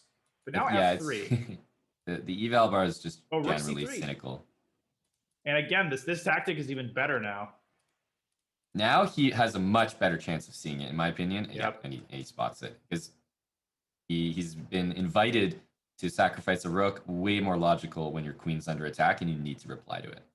And bishop takes g2 is probably going to follow, which gives white a little bit more rope to maybe move the rook. Okay, but I think Kirill sees it. Yep. Yeah. And Arjun should take the rook and hope that white misses queen d7. That's extremely unlikely. Yeah, queen b7 as an attempt. Not only is there rook f3 or rook c6, but also queen f3. So there's no cheeky way to guard d7 and win that rook. That's a good point. f3 check, similarly, just rook takes f3. Right. It's over. Or if he wants to prove that he sees the tactic, he can go f3, king h3. That's very true, actually. Just to let everyone know in Twitch chat, I see this tactic. Right. I will not be denied this time. Arjun, he has gone f3. Oh, no, it takes king, queen d7, similar, f3. Now king h3. Similar. Is there a move that doesn't win? Probably not, but king h3 feels like the most correct of all of them. Right. And Kirill wins a very, very big game. That was a huge win. Yeah, difference between 4-2 and a potential 5-1, massive. Especially for his confidence. Like that line, if it would continue to go in Arjun's favor, I don't think Kirill would have much of a chance in this match. No. And another Benoni, this one more traditional. And the G3 Benoni is considered to be quite fine for black, as far as I know. Knight e4 here is the main move, I believe. Yep. You'll definitely see a lot of players, they might have an opinion about the Benoni, and I'm certainly in this category that, it's not the best for black. But hey, if you tell me that you're definitely playing a G3 right. position as white, then hey, I'm a Benoni player. Right. That's exactly right. It's funny how some openings work like that. You will transpose to it only under the condition that your opponent plays a particular setup that you like playing against. Exactly. We're really, really picky, us chess players. Oh yeah, we definitely are. So he's got knight bd7, and something tells me Kirill might not be too familiar with these positions. Bishop f4 is very logical. I mean, just attacking the weak pawn on d6, which is of course the bane of Benoni players' existence. On knight h5, that's a cool move. Bishop takes d6. I think he wants queen b6. And white might have to give up that bishop unfavorably on like f4. Ugh. Takes on b2. No, this is very bad. Yeah, knight h5 definitely demonstrates some understanding of just Benoni structures in this position in general, because that's not really an idea hanging your d6 pawn that you're gonna just find on the spot. Yeah, f6 is not a good move visually, but he might follow up with f5 and correct some of these pawn structural deficient, particularly because after bishop d2, white threatens g4, winning the knight. Also, knight e5 is possible here, of course. And he's going to play that. And this is pretty standard. I think white is going to go, immediately with e4 before black can go knight f6 maybe and just clamp down on that square. And it might never happen again. Yes, apologies. I was guzzling down some coffee to forget about. Yeah, black's position, the more I look at it, the more nasty it looks, Alon, because in addition to the center getting opened, which favors white squarely, the king is weak. Knight g5, knight e6 is an idea. We see kind of why openings like the Benoni could be so dubious, because once they misfire, all of the latent positional weaknesses kind of rear their ugly heads, and you could go down in flames in like 3 moves. Yeah, like bishop takes c3 if you want to get greedy for that pawn. Get that out of here! Get that out of here! I want to see this. Yeah, I heard lose a position in 3 moves, and I thought a bishop takes c3. Right. Okay. Oh, I don't want to look at this. Yeah, this is sag for black. It really is. It's not fun. I feel like when you play these positions, though, it's more like knight e5 is the right. Yeah, exactly. So knight e5, I think you could have even considered that before taking on e4, but this is usually how you want to play them, good or not. Yeah, and not to cast too many aspersions on the Benoni. One of the plus sides of such openings, King's Indian being this, I feel like I can make fun of it because I play the King's Indian and I make fun of the King's Indian, but it's a very resilient opening. You could be completely lost objectively, but because of because of the unbalanced nature of the position, you have active pieces, so you're going to have chances until the very end unless your opponent plays precisely. But you know who's very good at playing precisely? Indian Grandmaster, I forget his name, Arjun Erigaisi. It'd be terrible if you were playing him right now. that would be the worst. Particularly in a bad Benoni. Oh, I've heard he's very good at punishing those types of openings. Yeah. The other good thing about King's Indian Benoni is that while the evaluation might be a certain number, it may be very good for white, you can always comfort yourself in reminding yourself that white, the guy who's playing with the white pieces, never ever thinks his advantage is as high as the computer estimates it. Right. Because we have a natural tendency to always, give a lot of credit to counterplay and never be too sure about anything. And interesting move, knight f6. What about knight f6, bishop f6, and maybe bishop g4? Yeah. Ooh, and that's what we were talking about. One little imprecise move, and I'm a fan all of a sudden. Right. Actually, no, I love the Benoni. I never said the position was bad. I think Benoni's a great opening, and awesome opening. Yeah, black was better all along. And when you get to evaluation equal in a Benoni, that's winning basically. Right. Exactly. You feel like you've just climbed Mount Everest and Kilimanjaro at the same time. However, I am highly concerned not seeing the move knight takes f6 on the board at the moment. Yeah, I think he might be eyeing bishop f6 and king f7. The problem here isn't that white gets away with the exchange. It's that the bishop disappears, and that's a complete disaster. I don't know what he's thinking about. I'll be honest. Yeah, it must be what you're saying, but I feel like you can rule that out nearly immediately after losing dark square bishop. So maybe he doesn't see bishop g4, but I think in those situations, if you're not thinking about any move other than knight f6, just play it. And then okay, he finds it. Nice. And we have a tale of two bishops now. The reason black is, I was going to say maybe objectively black is not that much better because white still has the e6 square as a launching pad for a kingside attack. And don't sleep on white's bishop. It could come out to e4 and then sack on g6. So black has to be precise here, but man, Kirill would take this any day given the position he had. And I like what he's doing here. King g7, buttressing that g6 pawn. And let's get h4 for white. That's what I want to do. I want like h4, h5, as you said, bishop e4, rook e6, all converging on this g6 square. So I think white with rook e6, bishop e4, h4, h5 is actually coming with some very, very dangerous ideas. Correct. There comes h4. Of course, black could go h5, but look how much that softens up that g6 pawn. That might do white's bidding for him. Black has the, rather obvious idea of, hey, b5, c4, takes, c3, c2, and just push it all the way. Yeah, just c1, c0. Yeah, nice little arrow explanation. Right, I mean, logical. And there's c4, h5. And classic play on both sides. I mean, we don't even need to commentate this. It's obvious what's going on. Both sides attacking on their respective sides of the board. Now, bishop e4 has the additional benefit of preventing the c-pawn from moving forward. Yeah, maybe just bishop c2 and rook e6. I like white. I think that c-pawn gets held up in its tracks. I know it looked slower, but I actually was giving a lot of thought to c takes b3, followed by a5 earlier. I know it looks weird, but then you're queening on a1, which you're always going to be able to queen on that square with your bishop. And then if you just play defense a little bit on that g6 pawn, I feel like that's more of a long-term type of investment. Agreed. And again, the time situation is absurd. Two minutes extra, but I think king g2 was stronger. I agree. Maybe because rook e8 threatens rook takes c1 with check. And then that other line, there was bishop takes g6. Ooh. Perhaps. That's a nice one. For hips, but rook e6, oh, that's a knife. You gotta capture that. Yeah, There's yeah, no you way. do. Takes queen Ooh, f6. this is still nasty though. Queen e2, threatening e7. He's got a blockade. 5 is E5 potentially is just- hanging. This is tough. Be queen e4. I think objectively maybe still closer to a draw, but 8 seconds. I don't know how he's going to hold this together. Yeah, opposite bishops are terrible because if white takes on g6 with queen e4, queen takes, and then you trade queens, I think white wins. Right.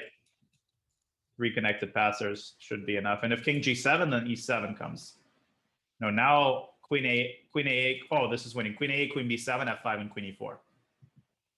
Sorry. Queen 8, queen b7. And if he takes the pawn on e6, then there's f5.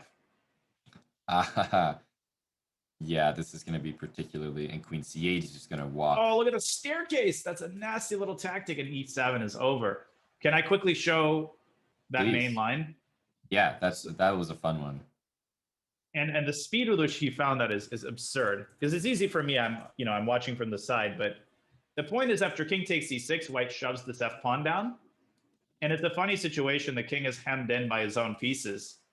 Queen e4 comes back with a beautiful checkmate in the center of the board. Oh, what a phenomenal attacking effort by Arjun, who maybe bungled it a little bit in the middle game, but by and large kept the foot on the gas pedal. And that's exactly what I've been hinting at, is that this time pressure that Kirill keeps getting himself into is going to cost him in positions where he's ahead, and that's always going to, like, Arjun is going to have a win condition every game he plays, whereas Kirill is only going to have a win condition if he's playing top tier, no blunder chess. Mm-hmm. And he's not going to be able to do that every time. We have a I forgot what this opening is called. E4, E6. I don't know. Yeah, it's an Italian. It has a reputation around these parts. Yes, it does. Yes, it does.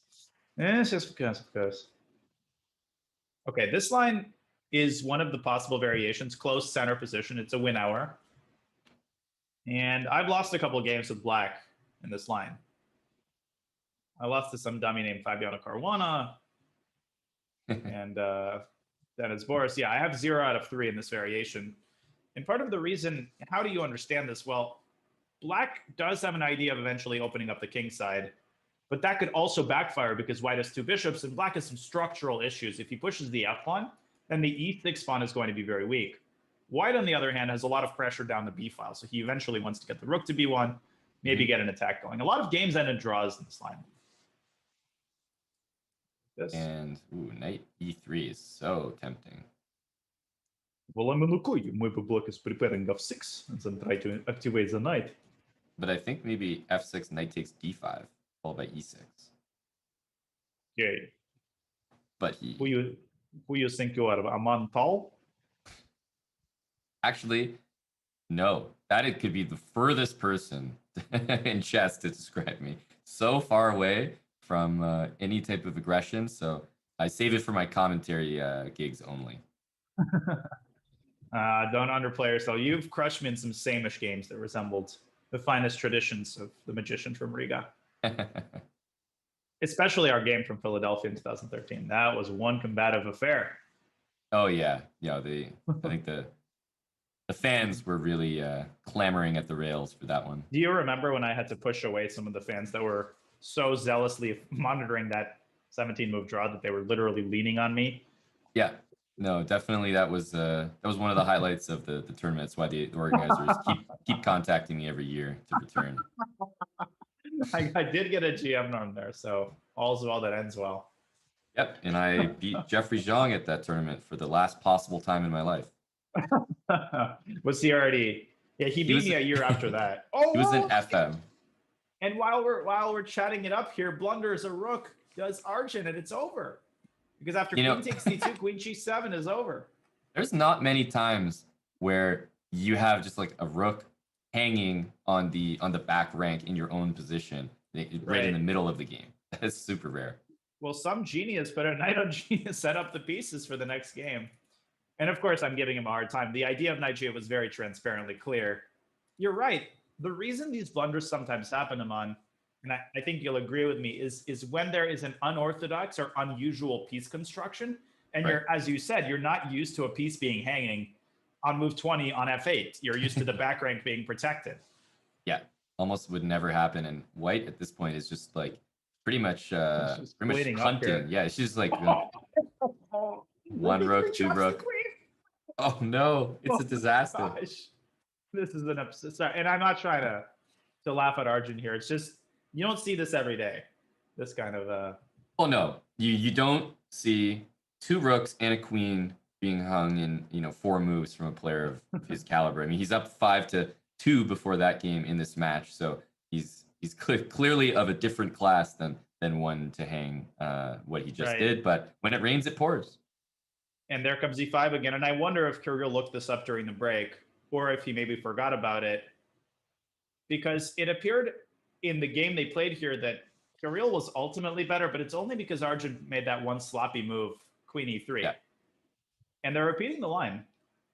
Yeah, I mean, let's say Arjun has been repeating what I would say are terrible variations. So I can't really fault Kirill for repeating one where he actually did well.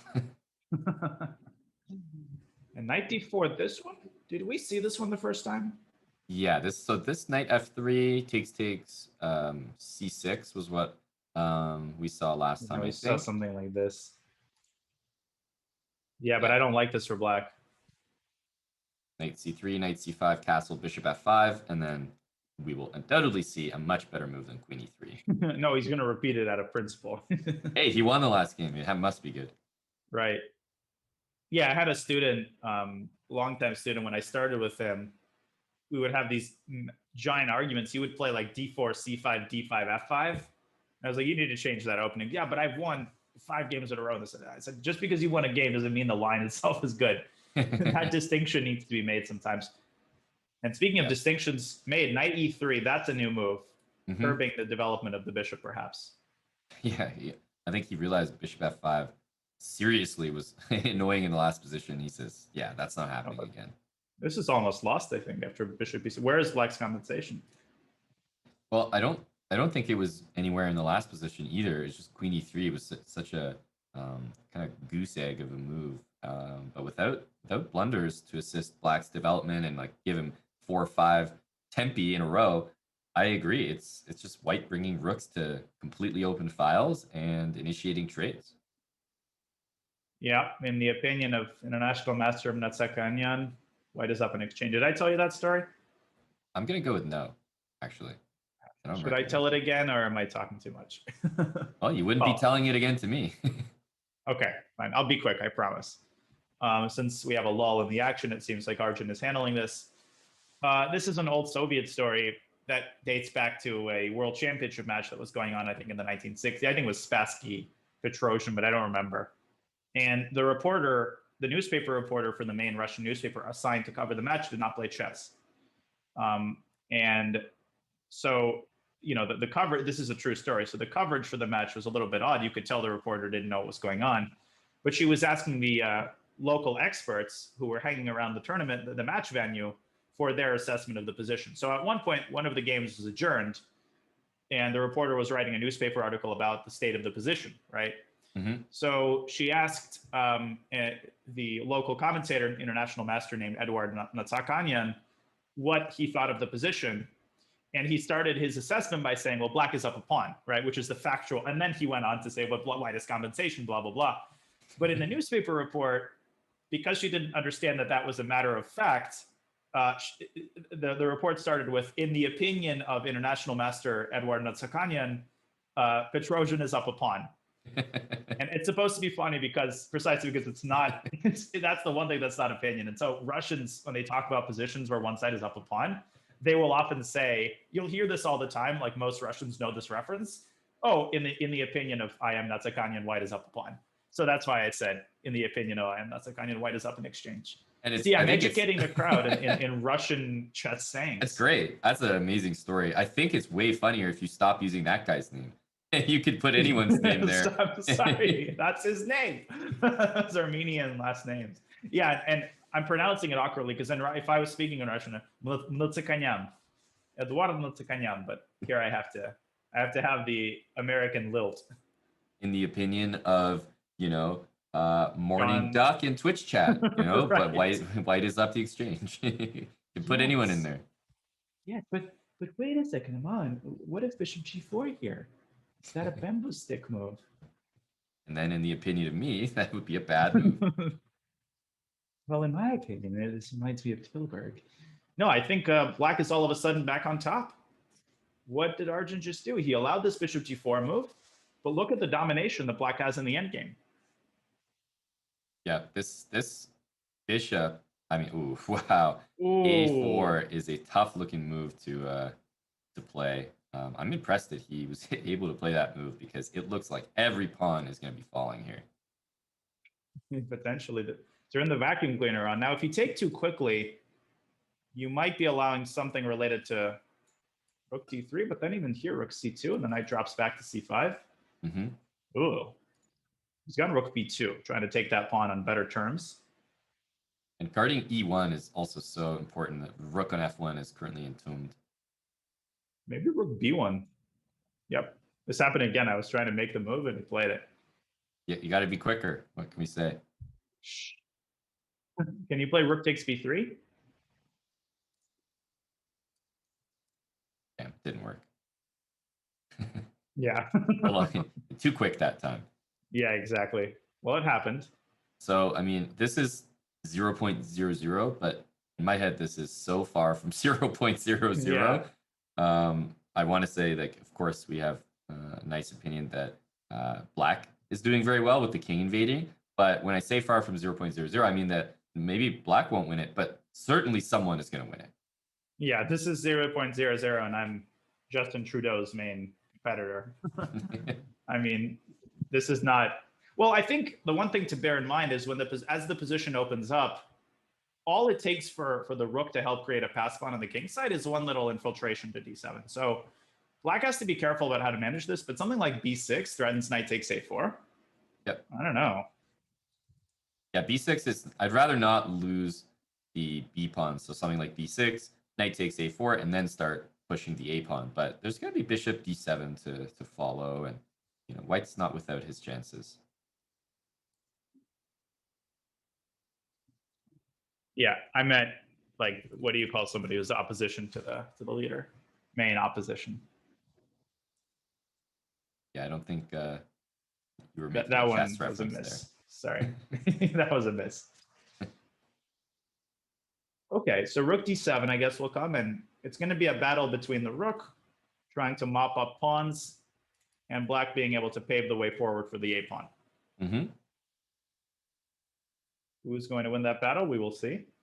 And I think after a4, you might need to make an immediate decision to play bishop takes a4 because you're not getting that pawn from behind with rook a7 always, because bishop a5 for black may cut off circulation, so to speak. I mean, rook c3 is a draw. Yeah, and a4 was an implicit draw for by Shevchenko, which was accepted. I like that if you're Arjun, I think I'd love that draw. I wouldn't want to be playing that position any longer than I had to. And it's so funny, we've had these two lines in the London where black won a worse position, and here Shevchenko has scored. Wait, did he lose the first game out of this line? Oh, we did, didn't he? But he was winning at one point. Yes. So I don't know where I'm going with this. I guess they both have this line that they've done surprisingly well, and given the state of the opening. Exactly. That's a good way to put it. It's a good way to put it. And they are using some clock time here. The other funny thing is, of course, the game did end, and it did end in a draw, which is the last thing I expected from the position. Somehow the Silicon engine, I don't know how it did it, but hey, it predicted that draw perfectly. It's omniscient. This is the riveting endgame, though. Why are we not commentating this? Let's stop being distracted and bring the fans. Okay, well, I got a great follow-up story. And he's really using the match clock here. Interesting strategy. I got a great follow-up story to yours because it's actually kind of related. Mm-hmm. I was at the Olympiad in Baku, I believe it was 2016, and I was there as a coach for the Canadian women's team. Mm-hmm. So, it means that I have a lot of free time. I'm not like, while the games are going, I'm walking around or whatever. And what ends up happening is I get a call, after one of the early rounds in the tournament. Not too much has happened. Let's say Canada has been placed on a very high board, early on. So we've been competing against some major countries. Let's say Armenia, some of the big names in the women's Olympiad section, and I wake up to a ring of the phone in the hotel room, and if it's not one of the players asking for some coaching advice, then I'm actually really confused. Like who's calling my room? Mm-hmm. And I answer it, and it's not a wake up call. It's not room service. Nothing. It's hello. Is this like Amon Hambletonian? And I'm like, oh, but yeah, I'm a little tired, and it kind of sounds like Hambleton. I'm like, okay, they're mispronouncing my name. I'm like, yeah, it is, because I mean, you've got my name. Yeah, hey, it's me. And they're like, great. We'd like to get you in the lobby for an interview. And I'm like, okay, this seems a little out of sorts, but hey, I'm the coach for a team. I could see a number of reasons why I might be called down for an interview. So I agree, and I'm like in the lobby, and they're like, yeah, are you Mon Hambletonian? And like, if they've said Hambletonian enough that now I'm like, well, it's Mon Hambleton. it's Hambleton, but it is me. It is I. And they're like, great. So we're getting set to do an interview for Armenian national TV, and we wanted to get your opinion as the coach of the national team. And I was like, oh my God, what? I mean, I'm the coach of the national team, but not that nation. I'm the Canadian coach. They're like, wait, so you're not Amon Hambletonian? No, it's Amon Hambleton. Amon Hambleton, Canada. No. Cut everything. Cut the cameras. You got me on the wrong nation there. So I was very close to broadcasting my game plans for the Armenian national team. Not sure if they were referring to men's or women's, but I'm not sure Lev Aronian would want me giving away secrets like that. You mean Lev Hambletonian? Yes. That is a hilarious story. Yeah, you must have come back to Aircel and just started cracking up. Yeah, no, what are the odds? What are the odds? And it's something that's very like generally easy mistake to make, and like I was very close to being like on camera. No, it's pretty common. I get confused with the coach of the Armenian team at all times. All the time. Doesn't everybody? Yeah, who can't relate to this experience? Come on. Wow, that's awesome. So yeah, it's one of those things. Both have some stories to pass the time, and I feel like we actually didn't miss that much. That Endgame must have been going for a while. Yeah, I think the time the sun turns the earth into a supernova, they'll still be moving their kings. Okay, so we have a very interesting opening here. We have a French that has gone completely off the rails. What is going on? Yeah, I've 100% never seen this before, and that's rare when you're playing a pretty mean opening. Yeah, I mean, clearly White has developed very serious pressure on the king side, but White's center is also about to collapse because you cannot defend the d4 pawn. It's attacked twice and defended 0 times. Now, knight g6, there might be rook g8. And I guess that's the idea. If you take on f8 and say, I'm attacking the queen, Black still takes the queen because h4 rook is hanging. Yeah, wow. What a weird position here. D4 being totally hanging, though, is the type of thing that I feel like I want to play c3 against, just so that you can't take it with the knight at least. But he says bishop t3. I'm going all in on the king side. Wow. And maybe now is the time for c3. Yep, he plays it. Nice. Okay, so CD, knight d4. You could always tuck your king away on f1 or g1. So the king safety is not the big problem for White here. White's going to have to muster up some play because ultimately his center is going to collapse. So the time has come for action on the king side. Right, and there are some sacrifices as well on h7 and on g6. And these are the type of sacrifices that both players have to be double checking every single move because they could be game ending. That's absolutely true. After knight takes d4, there's also knight takes d5 potentially, which essentially forces this transition into probably an advantageous, semi-endgame. I guess we'll see. He's got knight h5. Interesting. So many things are potentially hanging in this position. Right. I mean, there's knight f6 check. You could take on d4. like you said at the start of the broadcast, I mean, we get to watch them calculate, Thank goodness. and we can make blunders in large amounts ourselves. Mm-hmm. And one thing that's always just sort of rattling around the chambers of my mind in this position is bishop b5. Just that you don't often have this queen d7, king e8 arrangement in chess. So something to watch out for. But nope. How about now? Yep, there it is. Bishop on c1 is going to be making an appearance. Who's the prophet here? Man, that was impressive. Oh, look at this line: king f8, bishop h6, and queen h4 mate. And the you diagonals. gotta play king e7.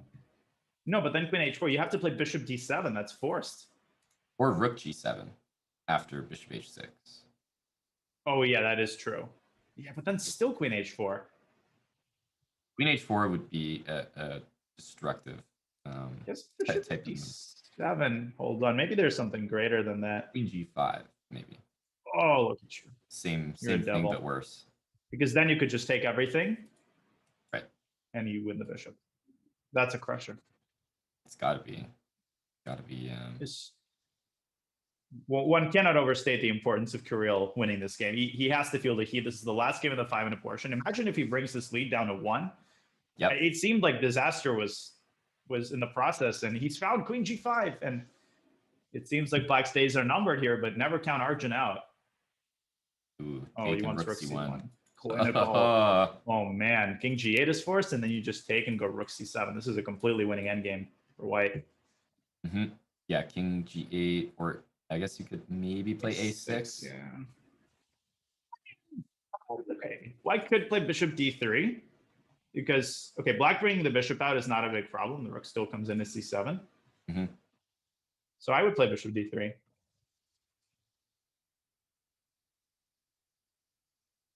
Yep.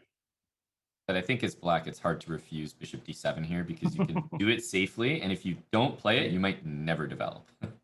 Yeah, you will never play it if White gets a rook to c7. The problem is, bishop d7, yeah, rook c7, and then b7 is also going to fall. How many pawns is Black actually down? Right now it's only 1, but it's going to be at least 2 when the smoke clears. Yeah, well, right now it's none, but it will.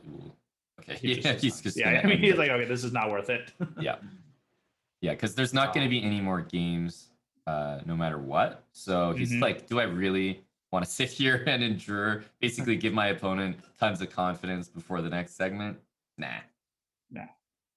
Not worth it. But he's still up a point.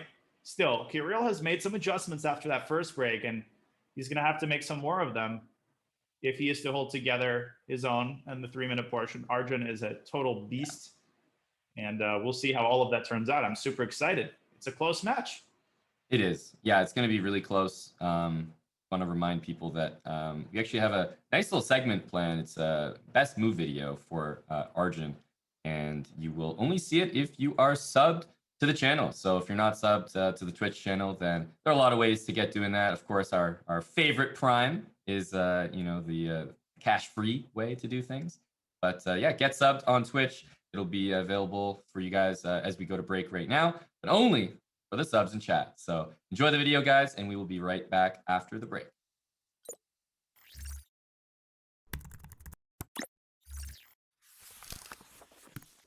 Welcome back to another edition of a Chess.com Junior Speed Chess Championship Players Best Move. This one is going to be Grandmaster Arjun Erigaisi, the winner of the Asia qualifier. And he was very quiet when I interviewed him after the qualifier, but I think he lets his moves do the talking. In this position, chosen by Arjun himself, he said that the best move he's ever played is knight takes e6. Now, it looks simple enough, but there's actually some very subtle tactics going on here. After knight takes, f takes, queen takes, the king moves to the square h8. And as with a lot of games that players chose, it isn't just sack mate that they're most proud of. It's usually positions where there's some sort of quiet move or some sort of move that's not a check or a capture that's not so easy to analyze. In fact, in this position, you could very rightfully ask yourself, well, what does he do next? Does he capture this knight and get 3 pawns for the piece? That's not so clear, especially with this pawn in big trouble. So he plays d5. That is an incredibly hard move to see because you're totally sacrificing a second piece and keeping Black's dark squared bishop on the board. Now, black did play bishop takes bishop in the game. Now, you might be wondering, what if black plays something besides bishop takes bishop? There are many other defensive moves. Rook to d6 is probably the best of the lot. Now, what would Arjun have had planned? I'm not exactly sure. However, one idea is just to trade bishops, and after king takes, you could actually play queen takes d6. If he had found that, I think we would have all fallen out of our chair. It's not exactly winning. In fact, black might actually be able to be survivable. But after queen takes, c takes, pawn takes, it turns out this is not so easy for black to deal with. However, I'll bet you he would have played something a little bit more restrained. Even just playing queen to e3 gives him probably a small advantage. Even though he's down a piece, the black knights are stumbling all over each other, and the black king is still quite unsafe. Anyway, let's go back to the game because this is where it gets really exciting. Bishop takes b2 happen, and then pawn takes knight. Again, he's down what's about to be a rook if it gets captured. However, if the rook does get captured, there's all kinds of problems on the king. Now, if you capture right away, I can just play queen check, and I can take your rook, and I win your queen, and I win all your queenside pawns, and my c pawn's a hero. It's not hard to win. One would almost say I could win that position. So if we go back to the position after bishop takes b2 and d takes c6, in the game, rook to e8 happened. And after rook to e8, Arjun played queen f7. Again, all of these sort of quiet moves, but black amazingly cannot survive. Now in the game, black played queen to b8. But what happens if the bishop captures the rook now? Well, actually something very similar to what happened in the game. Arjun would have played queen f6, and the king would have moved to g8. And now, which black piece is overworked? It's actually this knight. The knight is stopping the checkmate with bishop to d5, but the knight is also stopping the rook invasion. Erigaisi would have played rook to d7, threatening mate on g7, and when the rook is captured, bishop to d5 check leads to mate in one more move. In the game, the queen went to b8, and something very similar happened. Pawn takes, and black is almost paralyzed in this position. Now, white is just going to play rook takes pawn and mate very conventionally if black does nothing. So in the game, black took, and now you already know the tactic. Queen f6 check, king to g8, rook to d7, and black had to throw in the towel because of the bishop to d5 idea if the rook gets captured. Pretty fantastic stuff there, and not so easy to spot. I love all those quiet moves, and I love when your opponent is completely helpless, even with several defensive moves at your disposal. There you go, Grandmaster Arjun Erigaisi's best move. Good luck to him and all the other players in the Chess.com Junior Speed Chess Championship. Sponsored by ChessKid, but you knew that.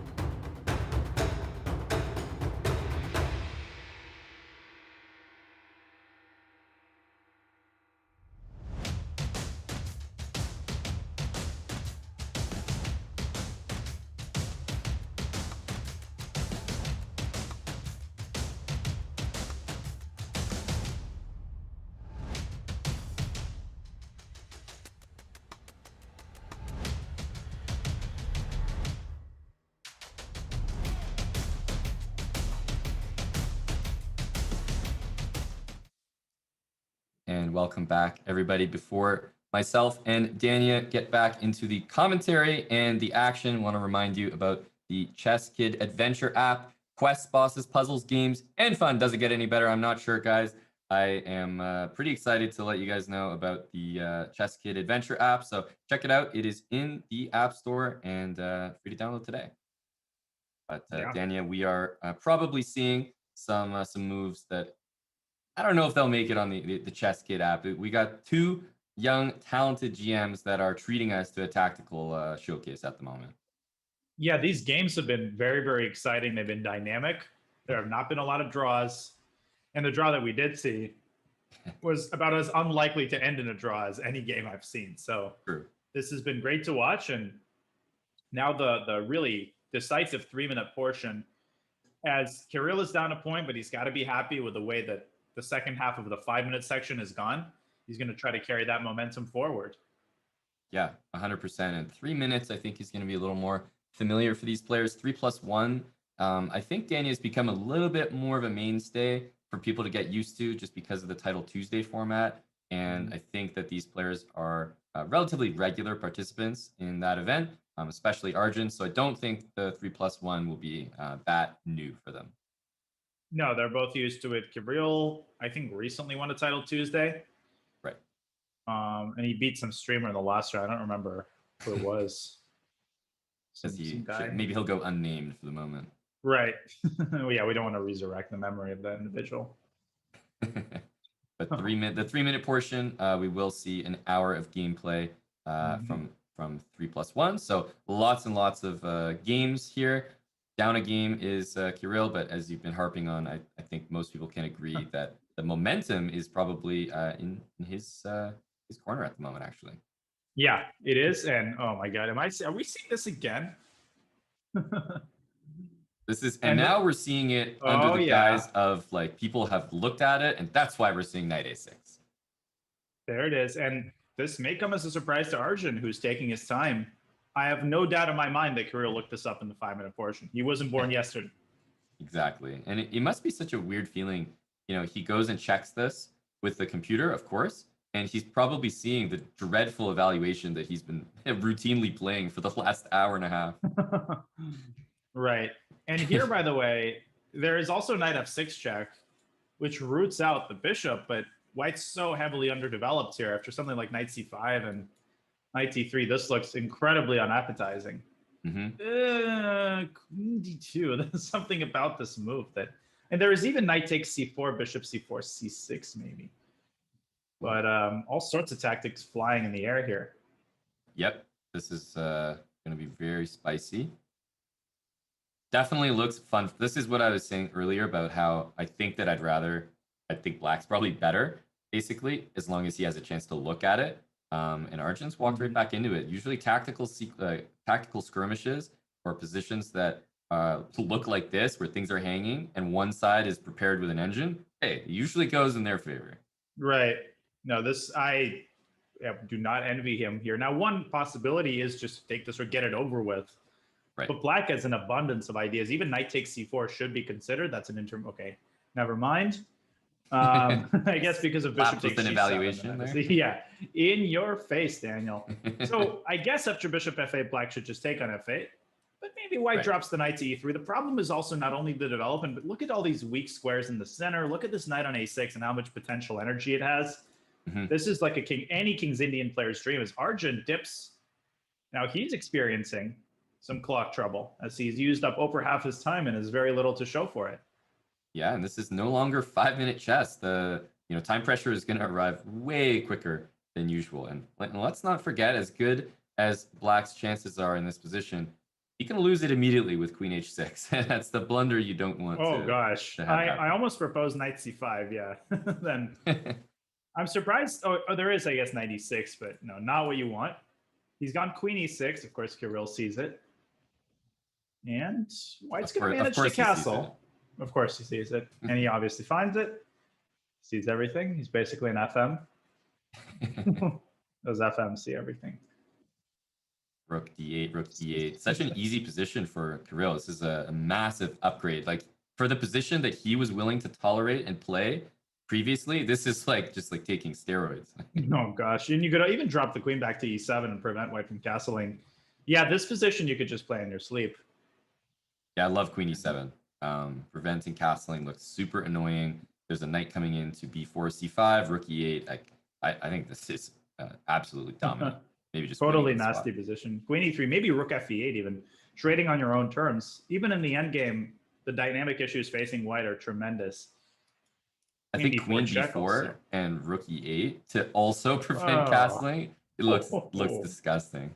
This is completely disgusting. Look at that pawn on c4 just sticking out. How much would you pay just to drag it back to c3 and at least cover some of those squares?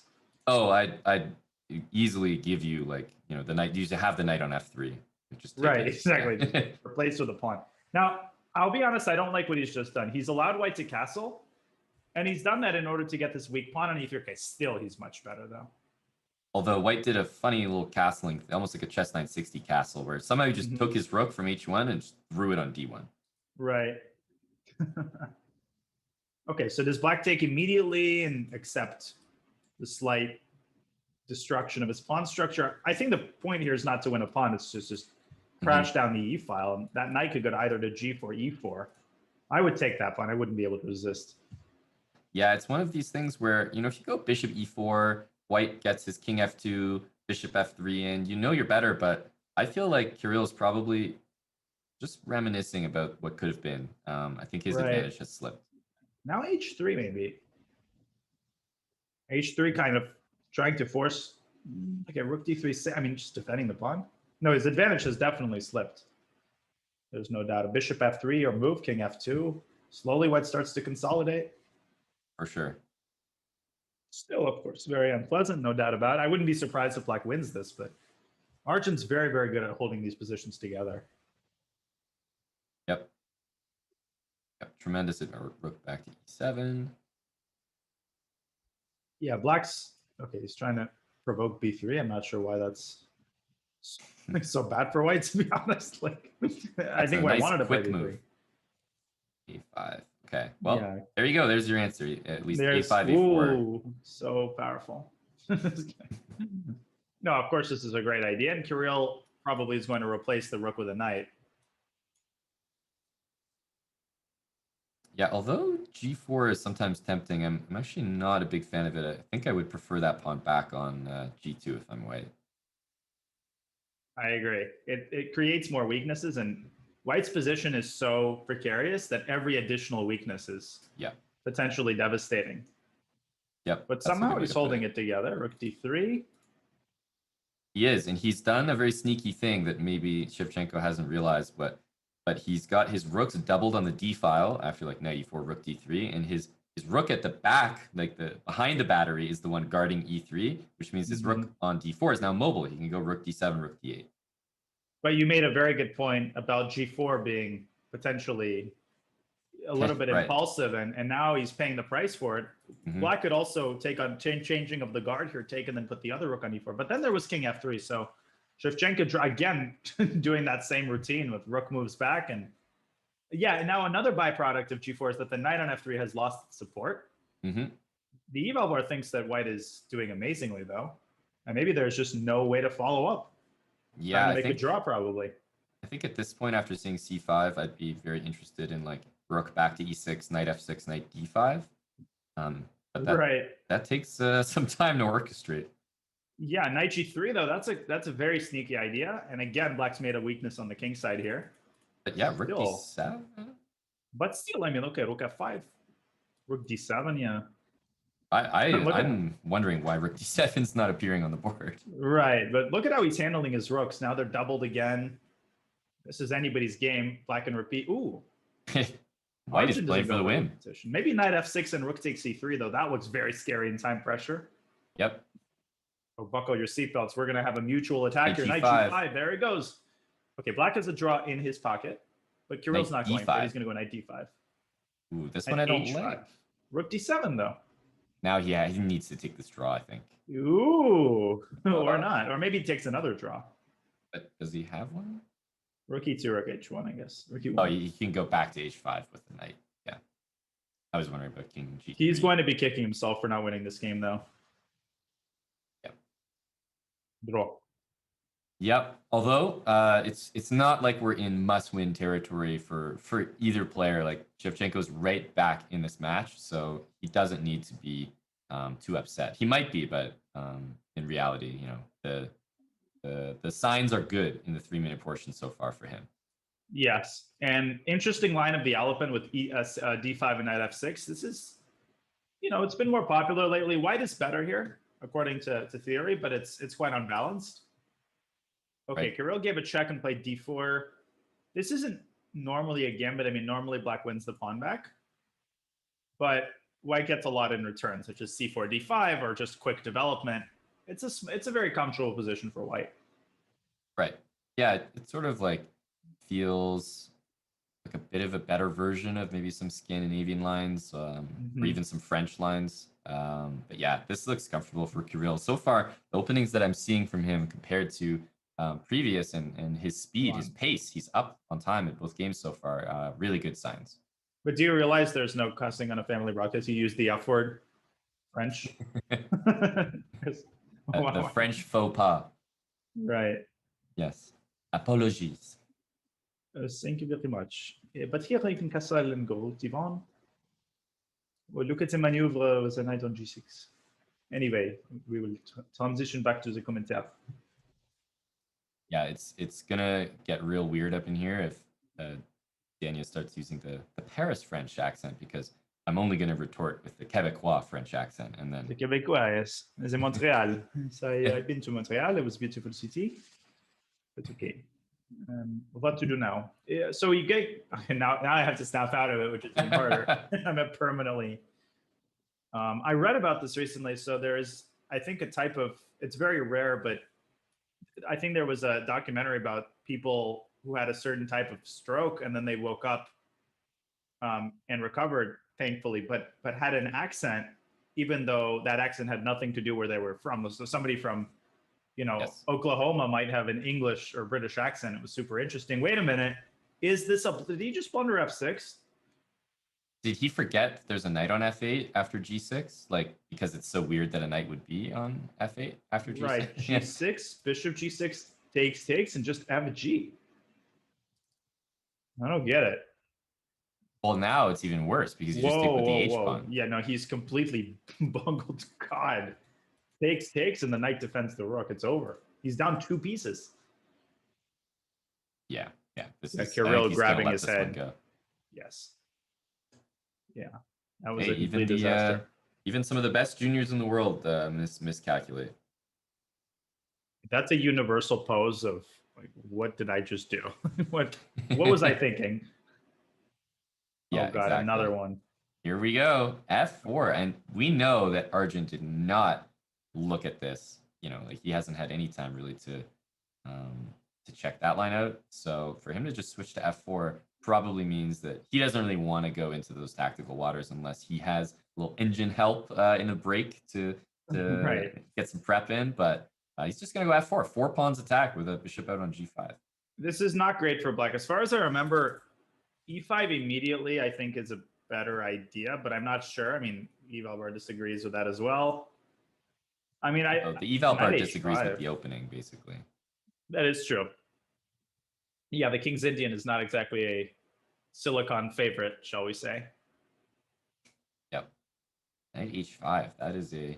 That's a move that you have to be playing this opening quite a bit to really be able to play moves like that. Knight h5 followed by f6. f6. Wow. Both bishops are. How often do you see both bishops hanging and both pawns on f6 and g6 attacking them?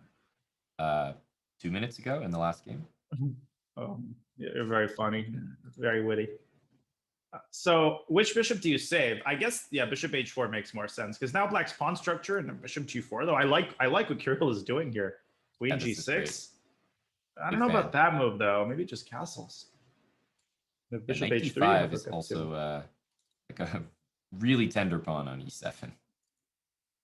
I think Kirill has this tendency, and again, take this with a grain of salt because I wouldn't be handling the pressure nearly as well, but sometimes I think when Arjun plays a move fast, Kirill responds quickly. And in those moments, he's made a couple of impulsive moves. We saw the blunder in the last game, and you called it knight d5. I think he had a big initiative, and now that initiative has evaporated as white centralizes the knight, threatens the pawn. Right. So, ooh, he wants to go knight h4 maybe, but he's delaying castling. Black could go c6 and chase the knight back. Well, c6 looks, yeah, I think nearly immediate. Great move to play in this opening. Queen e4. Queen e2, I guess is, or even king f2, rook e1 is an idea, but that walks the king right into the territory of the f7 rook. True. Knight b4 is an idea. We've seen this knight, some of these games, just lie dormant until the perfect moment to jump into the game. So that's one possibility. Bishop g4 is also, this is a tremendously complex position. What you don't want to do is play fe. There is a fork town here. Maybe this is a good sack. I don't know. Yeah, it could be. I guess the way to preempt that might be with a move like bishop h6, hitting the pawn and also covering the g5 square. So we have it's not really like a winning idea, but you know, you have the cute takes on e3. There's knight c2 available in this position, but I just don't know how good that is. Yeah, somehow the queen wiggles out of the trouble, but white could play king h1 here, and then rook e1 is a big threat, trapping the queen. So right, bishop g4 looks tempting, but maybe not. I lean toward, I mean, the eval versus equal, I'm starting to like white's position because I feel like black makes one little step in the wrong direction and the entire position collapses. So for example, a3, and if knight d3, you have maybe, oh no, knight d2, there's queen takes d4, pinning the, maybe king h1 would be good in some positions here, just to eliminate those ideas. 100%. If you ever need a move here as white, king h1 is like on top of that list. That is the go-to move. Black's position is starting to crumble at the seams, I think. Knight hanging, knight c2, you know, is an idea, but you could take on f5 if you're white. Yeah, and Brage. This is a disaster. Yeah, queen d2 is really strong. It's such an Arjun move too. It's so crisp and clean, and it creates so many problems at the same time. It's insane. Because you're just gonna slide, you know, rook to e1, something simple next, a3. Oh, that is not a move. There's so many possibilities here. Now, knight g5 would be impulsive due to queen takes d4, and there's a problem here. I mean, white gets the exchange, but, or sorry, wrong knight, but you get the point. So this is a full sack of a piece, with, you know, let's say knight takes f5, queen takes b4 being the most pure way to accept that. Right. And I don't see why not. Yeah, just take yeah. it. So, you know what? Piece is a piece is a piece. And black will have, you know, it seems like black has compensation, but it's just a one move threat. And once the bishop drops back, that queen is going to be in the crosshairs of all of white's pieces. Yeah, I'm not convinced. Let's put it that way. Arjun maybe trying to find the best way to take the knight. Maybe start with fe. Yeah, I don't know. Knight g5 is now a big threat. Right. Knight g5 is very annoying. And again, when you're low on time, this is the last thing you want to calculate. Yeah, knight g5 is game over, and he plays it instantly. Yeah, that's winning. And now it just takes. Takes, and like knight e6, and eventually that knight's going to get trapped. Oh, and that's it's going to be played. Takes, knight e6. The rook on a8 never plays the game, and you just like calmly collect all the material. Oh, knight f3. Again, very clinical. He shuts down the f file because he knows that he's going to play queen d1 on the next move. There's just nothing. C1. Trying his hardest is Shevchenko, but it's too little too late. No. Bishop f2 would be an Arjun move here. Just, okay, this is also good. And another win. And you almost like don't keep track of these wins. If Kirill looks at the score, he might be surprised to find it at 8-5, a big lead. You know, that's what a strong player does to you when you're in this match format. I can just count the number of times that's happened in, let's say, a match against Hikaru. It's like you look up at the score, and all of a sudden, like 6 wins have gone against you. It's so easy to lose track. Yeah, you're down. You think, oh, I'm competitive. Make a couple draws here and there, score a win, but you look up and it's 10-5. Yeah. It's so demoralizing to realize that. Now it's Kirill's turn to play an early f4 e5. We saw Arjun do that in an Averback, now in Najdorf. This is a wild position. And there's a line in the perk where white goes e6 in this type of position. Maybe he's borrowing that. I think e6 makes sense, because if fe, there's knight e6, and because of the pin, black is encountering some difficulties. Absolutely. So it's tempting. Yeah, there'll be like a bishop takes c3, takes bishop c3, probably queen a5 afterwards, or yeah, no, that looks decent enough. Yeah, it's not quite the perk. It's something similar. I have a story on that topic, but I'm gonna have to wait until the break because it involves me making some moves. I've told that story before on commentary, but it is really, really funny. So, and quick. Nice. Okay. It's nice to have a stockpile of stockpile. That's right. Good stories in case there's a lull in the action. But we're certainly not having a lull in the action here. What is going on? Who is better in this position? Both kings are kind of uncomfortable, but black's king looks to be quite a bit weaker. Yeah, with the light squares being weak like this, I would probably take white. But in the other example of the line with like queen a5 that I was talking about, I might take black in a more crazy position like that. But this actually looks like not the craziest. I just see a bunch of weaknesses on the light squares. Right, just f5 is coming. Black can't play e6 to stop it because then d6 falls. Oh, yes. Rook e8. So not even to f8, but e8. I don't know if he's trying to play the e pawn anywhere in the future, but might just be choosing a more central square. But to me, rook f8, open file after king g8 makes sense. I agree. I mean, white also has knight d5 there, but Kirill going for the very direct f5. GF and king g8, maybe? I mean, I guess. Or maybe immediately king g8, but then there would have been a weak pawn on g6. Yeah, captures and then king. I suppose you have to play king g8. Got to leave the middle of the board. It's no place. What's a pretty girl like you doing in a place like this? Right. Now, white has a pretty big decision after king g8, and I've seen these kinds of games spiral out of control because black does have, a couple of pawns in the center and some well-placed pieces, so white shouldn't fall asleep here. But yeah, this is quite unpleasant. Queen d7, Arjun, is very much a daredevil move. Very tricky too. There's checks on d5 here, but I'm not sure if this works after e6. There's some calculation which has to be done, and Kirill dropping on the clock here. He's almost down under a minute. Yeah, there's queen d5, queen h5, and you get to look really cool for one move, and then you have to answer the call. Yes. Yeah, I call this one move threat-itis, where you fall in love with the move because it poses a threat or it looks fancy, but yeah, after king g8, what exactly is the idea? Right.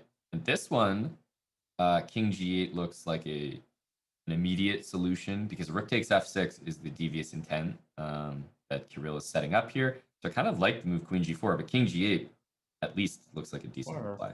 Also, there's knight e5. Same idea, just take the sting out of this discovery because the knight defends the queen. Right. I think he'll go knight e5. No, he did go knight e5 and then king g8. So okay, both. Perfect. A nice little amalgamation of the moves. Okay, bringing in the reserves is I was going to say Esipenko, but Shevchenko. Andrei Shevchenko. Yeah, I'm sure Kirill was a little excited. I don't know if he watches football, but Ukraine having some insane success. Definitely something to cheer for. Indeed. But this is a promising position. He has to win this. I mean, still, we're nowhere near must-win territory, but in a psychological sense, if he gets down by 4, there's just a sense in which this is the game where he's got to ensure that the match doesn't slip away from him. Oh, there's rook f6. Oh, wait, no. So what am I saying? Sorry. Bishop g5. As Yasser likes to say. It's legal. Right. What? Gift me the pawn. Now, what about bishop takes f6 and then rook takes f6? Well, I'm trying to get ideas in with this discovery and the standoff between the queens, but it's easy for me to spout moves and hard to actually find something worthwhile. Yeah. Yeah. Bishop f6, knight f6, rook f6 is the intent. And I mean, at the end of the day, that knight is going to be dropping on d4 as well. And don't really know what's going on there. But I have a feeling that Kirill Ooh. should probably go for something. He's got 9 seconds. Yeah, he needs to move. He plays a very calm move. I like it because now bishop f6 and rook f6 is a big threat. Yeah. So Arjun may have to play some sort of very ugly looking move like rook to d8. But I guess takes a knight d5 makes sense. Okay. Ooh, knight d5. Yeah, that's a big find. But it's a little easier for you to find since you don't have 5 seconds ticking down. h3. Ooh. Knight e4, knight h5. Oh man, he's dropped that rook on f5. Unbelievable. Oh, queen takes. And h6 wins the bishop. Oh, can you believe that?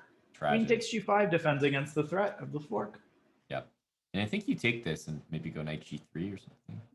It's actually not so bad. Yeah, try your best here. Nimzovich would be very proud of White's position here. c4. Ooh, maybe b5. That's a nice little Arjun move. Yeah, knight c7, king f5. Knight g3. The king just pursues the pawn. g4 maybe. He wants b5. Yeah, he played rook f7 to cover c7. It's so annoying. Oh man, losing a game like this is just, you just want to slam the table, and I've never done anything like that before. I've never broken anything after a game like that. No. But I suppose some people might have that impulse. And I don't know anybody like that either. No. Those people tend to be quite toxic, and they shouldn't be invited to play or commentate in any matches. Chess.com would be sure to exclude those people. Oh, right. I mean, you have to maintain a standard of professionalism, and such behavior can have to result in certain consequences. I don't know why the chat's typing Kappa. Right. Must be a little inside joke that I'm not. Right. I don't get it. I mean, I'm trying to be serious here and lay out standards, and the chat is undermining it by suggesting that I'm being sarcastic. Come on. Now, knight a6 is the correct move. I analyzed this recently, and this is actually good for black. The idea is after cd, ed, it looks ugly, but look, again, it's all about White's lack of development. The fact that the knight on g1 is undefended means that White is not close to castling. And with the position opening up, the king's Indian pieces are so very ready to wreak havoc. Yeah, and despite being like, I feel like Arjun gets into these positions that are so tough from the opening.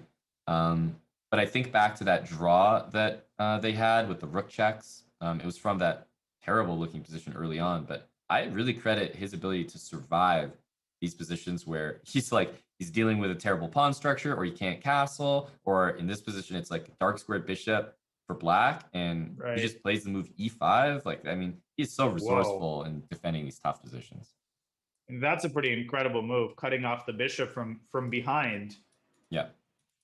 Kirill should probably go king h8, for example. Then I guess rook b1, and the bishop starts to get in some trouble. He's gone queen d8 because, in addition, he might have ideas of queen h4, queen a5. Yeah, and I'm not sure how unhappy you are playing bishop a3, because bishop coming to c5 stops castling as well, which is quite nice. Agreed, that's a good idea. And this check on f6 in and of itself is not dangerous. The king just moves to, probably g7 or h8. Well, yeah, one of those two, not probably, one of those two squares, and black is happy. How did I find the Canada moves there? No, it's a really important commentary trick, actually, just to outline the only possible moves and say that they're both possible. Good way to hedge your bets, and then you always look good because one of them is bound like, to for be example, played. here I'll just demonstrate how to do it. So White's just played h4, and maybe the idea might be h5 later. Yeah, you need to take what you need to collect the low-hanging fruit, because add to the basket of predicted moves. I don't know though. I think Yeah, probably his idea might be knight f6 and then h5. Right. And I'm taking this to the next level. I'm combining moves that I think Yeah. are quite Now that I've already obvious. given you a free one, Right. you're just gonna add in. So we might see the. I mean, call me a prophet, but I was speaking about Right. this idea earlier. H5. We may see that on the board here. So pawn Well, don't H5. call me a prophet, but I think he might also delay one move and play a move like. Okay, no, I meant he'll play h5, right? Oh, he did delay it. Knight F6. You already called that. Right. So I'm correct after all. We might see a queen trade. We might also not see a queen trade here. It could happen, or just it couldn't. It wouldn't really bother me either way. Right. He could play queen e7 or queen takes d1, or he could not move his queen at all, move another piece, such as bishop f5. Yeah. Oh, like I said. He's gone with your suggestion. Man. How are we doing this now? I think he's going to go g4. Yep. And this attacks the bishop and prepares moves like rook d7. You might also see the h file open and a checkmate delivered. Keep in mind that there's the h pawn attacking g6 means that the g pawn's also attacking h5. So we're going to see the pawns attack each other. And I should also mention this pawn chain, the g4 pawn defending h5, but that's not as important because the rook and the knight are also defending, attacking h5. Accepting applications now for brand new vacant commentary position. Right. Okay, he's got rook c1, so he's going after the. What he's actually trying to do here is dislodge the bishop, so that after hg, mate on h7 is the likeliest outcome. Bishop a4 there. Oh, it just hurts to look at. We're not happy. A gh and gf. Uh-oh. Well, I think the move rook h8 is decently resourceful. Like, it just looks terrible, but he had to guard h7, so I do understand it. No, knight e6, and don't sleep on the activity of black's pieces. White does have this maneuver I outlined, knight h4, knight f5, but the king is not in such danger. You know, the umbrella method here with that pawn on h7, making it harder for white to make progress. I think there's a decent chance of a turnaround here. I agree. But the problem, again, is the 10 seconds on the clock. Man. There's going to be some tricks with, like, bishop e3, like rook d1, for example. Always make sure to keep guarding that square. Right.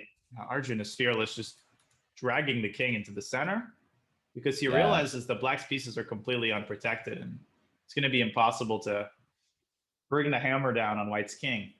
No, it's true.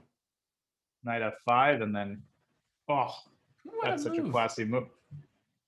Because now there's always going to be c5 after a bishop e6, just something extra to think about. For example, knight f5, king f8, and now if there's ever a c5 move, you know, white can easily access the c file, maybe get down rook c8 for some checkmate. So I'm still not convinced he's totally winning. I feel like there's a lot of residual ideas here. Rook a2, bishop d2. Yep. I know it looks overwhelming and he just snags the pawn. Why not? But okay, he's got to be careful. Bishop d2 might even be allowable given the miserable and sorry state of black's h8 rook. That's a good point. I don't know. Maybe rook hd1, just sack the exchange. And, yep.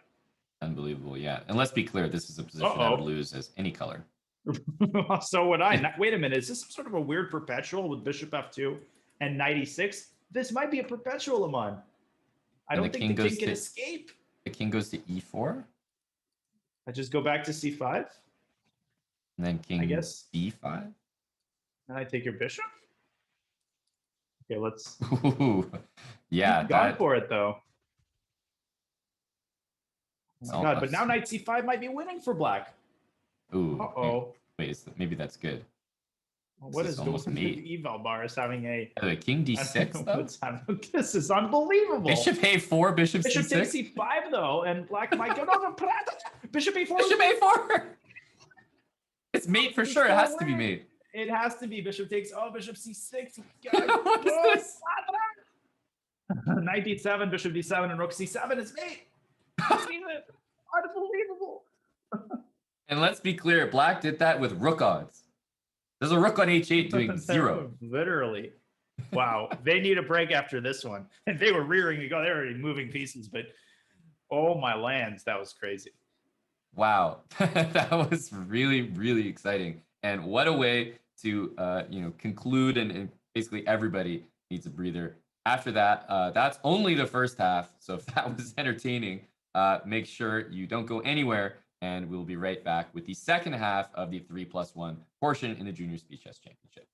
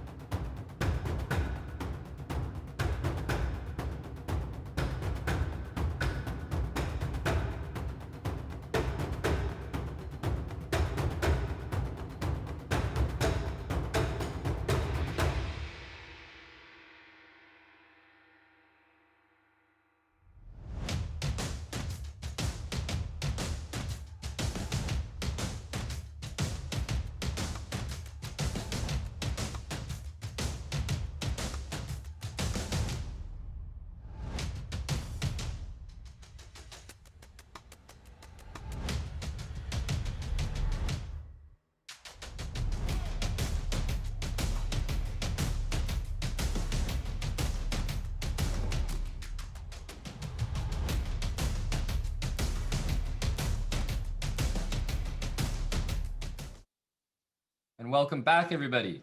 We are here for the second half of the 3+1 portion. We have a scoreline right now of 9 points for Arjun to 6 points from Kirill. It started actually with only 1 point deficit, and Kirill seemed to have the momentum, at least in my view, in the first couple games. But surprisingly, things have shifted. And in your eyes, Daniel, is Arjun just taking a commanding lead in this 3-1 portion? Are we getting into the territory of must-win games?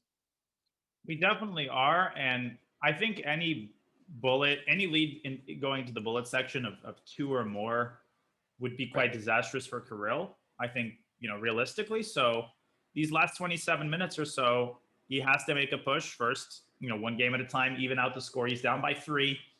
So, it's a cliche. I keep saying, this is a must-win game, that's a must-win game, but we are getting into that territory, and he's got to be calm and take it 1 game at a time, but he's got to try to shrink this lead to at least 1, I think, going into the bullet. Okay, there you go. You heard it there first, guys. And a slightly different treatment of the current position, as White's going d3, giving up the bishop, and then playing d3, so not to lock it in, and looking to castle, maybe get a kind of quick pressure on the king side, a la Grand Prix attack. Indeed, and I like White's position here. I think is the combination of Black's pawn structure on the queen side being somewhat damaged, together with the typical Grand Prix maneuver to h4. I think White's better. Yep, there's always a move like h3 in the position, but I was even going to say after queen d7, you start to get interested in ideas of playing h3 without allowing bishop takes f3, even trapping the bishop with f5. F5 is a huge threat. I'm not even sure how to defend against it. If you drop your queen back to try to evacuate the bishop, White's going to play f5 first, and h3 is going to be a huge threat. This is a bit of a disaster here in the opening for Arjun. h3. Is he playing g5 here? Ooh, I think maybe he is. Must be the idea with h6. Otherwise, I truly don't get it. Bishop e6, f5, gf, knight f5 looks equally horrendous. He does play g5. Wow. Now, Kirill is spoiled for choice. He can take twice on g5. Of course, Arjun opening up the g. Will he castle long here is the question. Are there more creative ways, I was going to say in that position, to play like knight h5 with bishop d4 ideas, but no, I guess you just save the bishop and hope for compensation. Right. Now a pawn up in an amazing position. He does castle long, but that's really the only good or bad. You have to do it, and then you have to bring your rook to g8 and pray. Yeah, that's pretty much it. It's relatively, I would say, hopeless, but that's all you got to do. Yeah, I mean, the reality is White also needs to White can't fall asleep, because after rook g8, eventually there's going to be pretty serious threats posed against White's king through those g and h files. In terms of how White creates chances on the queen side, I mean, there's a3, b4, there's rook b1 and b4. Yeah, rook b1 has been played. I don't know. I feel a little bit uneasy. Even though Black has the open files to White's king, it's funny how a move like rook b1 will immediately put so much fear into the eyes of the Black king. Right. And there comes b4. White strikes first. Maybe Arjun should even play c4 to try to keep things closed down. And this still looks incredibly ugly, but I don't know how else to manage the situation. Well, if you want to take your plan to the fullest, then you would be playing c4, b5, c5, b6, a6, b7, king b8. Success. Yeah, we're winning. Yeah, we Actually, stopped. This doesn't look bad. Watch this happen. Watch this. Watch exactly this happen. No, knight h5. Darn. He shoots it down. Yeah, no, he couldn't let us have that moment. He wants bc e6 and then maybe some bishop d4, bishop takes c3 tactic, with the bishop on g5 being undefended. So I'd be pretty scared here with both colors, to be honest with you. Yeah, it's one of those positions that I think you could always comfort yourself as White by saying like, okay, I'm definitely winning here. Like, just where is it? And as Black, you're sort of thinking like, well, optically, I kind of look like I have the more dangerous attack, but I know I'm dead lost. Right, knight e2 is a nice move, and maybe it's time to play c4. The point of knight e2 is you're preventing bishop, or you're taking the sting out of bishop d4. So after, okay, bishop b5. But here, wait a minute, just bc, e6, and maybe just like rook takes c5 or something. And then queen b4, and then bishop e7, bishop d6.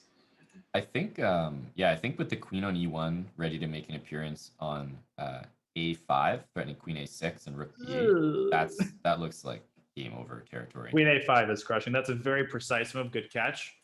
Good call. Queen a5, queen a6, and rook comes in. He's got plenty of time too. Queen b4 would be very tempting, but after queen c7, maybe there's no clear follow-up. Exactly. Yeah. Queen a5 is one of those moves that is kind of easy to overlook, but once you see it on the board, it's completely crushing. So he's just gone not back to noticing the e3. idea. Yeah, I mean, this is of course does not spoil the advantage. Now, I would consider sacking the exchange and going queen a5, but if he didn't see it the first time, then this is a little bit even trickier. Arjun trying to get his queen into g7 and create chances. Ooh. Oh, he's blundered. Oh, look at that. The bishop now defends the b8 square, and you're going to lose the rook. What an unbelievable... And he played it so quickly. Like, he was ready for this blunder, Arjun. Yeah, he was. And queen b4 in general, even after queen c7 was not so clear. Oh, man. And apparently he had some sort of a draw. Now he my lands. Still not, by the way, still not over. ef, queen a6, and rook b7. I mean, yeah, this could go either way, but one just gets the sense of how this has been going. Bishop c7, maybe. Mm-hmm. I think it's queen c8 also looks playable, although it's a weirder move to my eyes. Bishop c7 is more natural. Maybe bishop d2 then and try to get it to a5. He does play queen c8. I don't know. Bishop takes c5, fe. Oh, that's the idea. Wow. Check. Oh, and he's going to play queen b7 and bishop h2. Oh, no. He's a beast. That's huge. The wheels, oh god, the wheels have completely come off this attack. Literally, you have no more wheels. Yeah, the rooks, those are the wheels. There's no. Right, there's no wheels. You have a Ferrari with no wheels on it. Wow, and you know, he plays queen b4, then he blunders this tactic of taking on c5, and then he goes queen a5. And just imagine the differences, those small things in chess. Had he played queen a5 first, you know, pretty much force mate. He plays queen a5 one move too late, and it's over. Right, and they're repeating that line. And I'm, you know, I am backseat driving. I'm surprised that he didn't play it. He had a lot of time, a minute, you know, and it just seemed like he was trying to play it safe with bishop e3 and then didn't realize where the danger was coming from. That's a heartbreaker. It is, because I think there's moves like rook f3 in that position. Your rook's under attack. Hey, don't play queen b4 or queen a5. Just bring the rook back. You're still doing amazing, but he finds a way, and unfortunately for him, to mess up yet another premium opportunity. Yes, and I like what he's doing in the opening. I think if Arjun goes on to win, it's not the opening that's to blame. I think these tactical positions, Arjun is such a monster. He's so tricky. Yep. And yeah, the level of these ideas, and it's not just tricks. I mean, he finds very classy ideas, and the way that he put away that game is absurdly accurate. I mean, he didn't give a single chance once he won that rook. Yep. Whereas it still looked up in the air to my eyes. I know the engine eval is trying to comfort the black player there and say, yeah, you're just totally winning. But no, with a rook down there, queen, bishop around your king, was not easy. Mm-hmm. Okay, so we have another one of these like weird positions where black has a ruined pawn structure, but very dynamically placed pieces. Right. Queen coming to g6 potentially, but I don't love this for black because that e7 pawn is the weakness black is saddled by. And if black plays e6, dude, it weakens f6, and but you know, medicine is worse than the disease there. Agreed. A little tactical threat there, bishop d3, so queen e3, much nicer square, hits the knight, x-rays the pawn on a7, and also takes control of the h6 square, so that bishop can't really activate on that diagonal either. Yeah, that you can sense the confidence with which Arjun is playing in this stage of the match. He's moving fast, he's not blundering, and he's in charge. Yeah, it certainly feels that way. The bishop pair here is not really felt to the maximum potential, unfortunately, for black. So until that happens, I think white is always going to be pushing the envelope. Yeah, for sure. And okay, bishop d3. Okay, obviously don't take black is threatening mate in 1. To go back to the commentating mastery. Yeah, mate in 1 here, and if you take the queen But takes, rook d1. we can renew the mate in 1 threat. Yep, and white defends against the mate threat with h3, creating symbols for the king with Ganesio. Will black take on c4? Yeah. What an amazing position. Big With bishop time c4, there's threat. knight c6.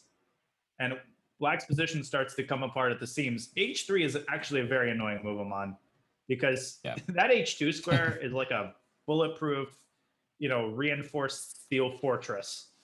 Yep. It's so annoying. You see a simple move like that, and now you're faced with all the you have to face your fears. The worst parts of your position now need attention.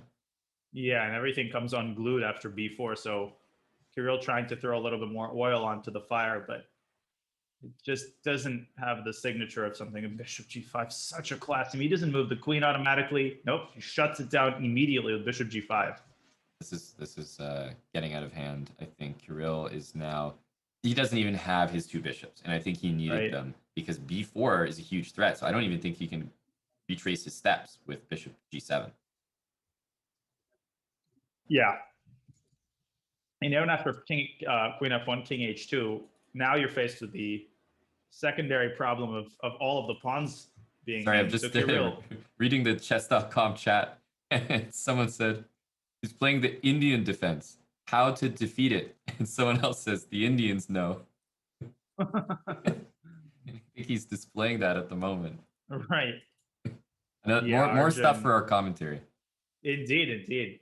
No, Arjun is absolute mastering the King's Indian. And, selfishly, I'm a King's Indian player, so I don't love seeing this, but this is not exactly a glaring advertisement for the kid. But okay, one has to give credit where it's due. And 97, knight f5. Well, this is a disaster for black. And look at the time. His time management has been breathtaking. Yep, absolutely. Time management is often the unsung hero of some of these matches. And generally when we see a pretty one-sided, I'm not going to call this match one-sided, and there's plenty of time left, but time management often has a lot to do with the momentum swinging in one side's favor. And Kirill resigning. It's ballooned to a 5-point lead. Still 15 minutes left. We've seen bigger comebacks. Absolutely. We're back in a. Are we going to get f4? I think we haven't really seen many Sicilians without this f pawn getting to f4. So I wonder. Yeah, we have a rouser this time. Queen d3 is a pretty modern line. Generally, the queen comes to d2, but here the queen sometimes swings to g3. We've seen all manner of these innovations in the Najdorf and the rouser as players have started to exhaust the main ideas. Exactly. Yeah. We've seen the craziest stuff. All right.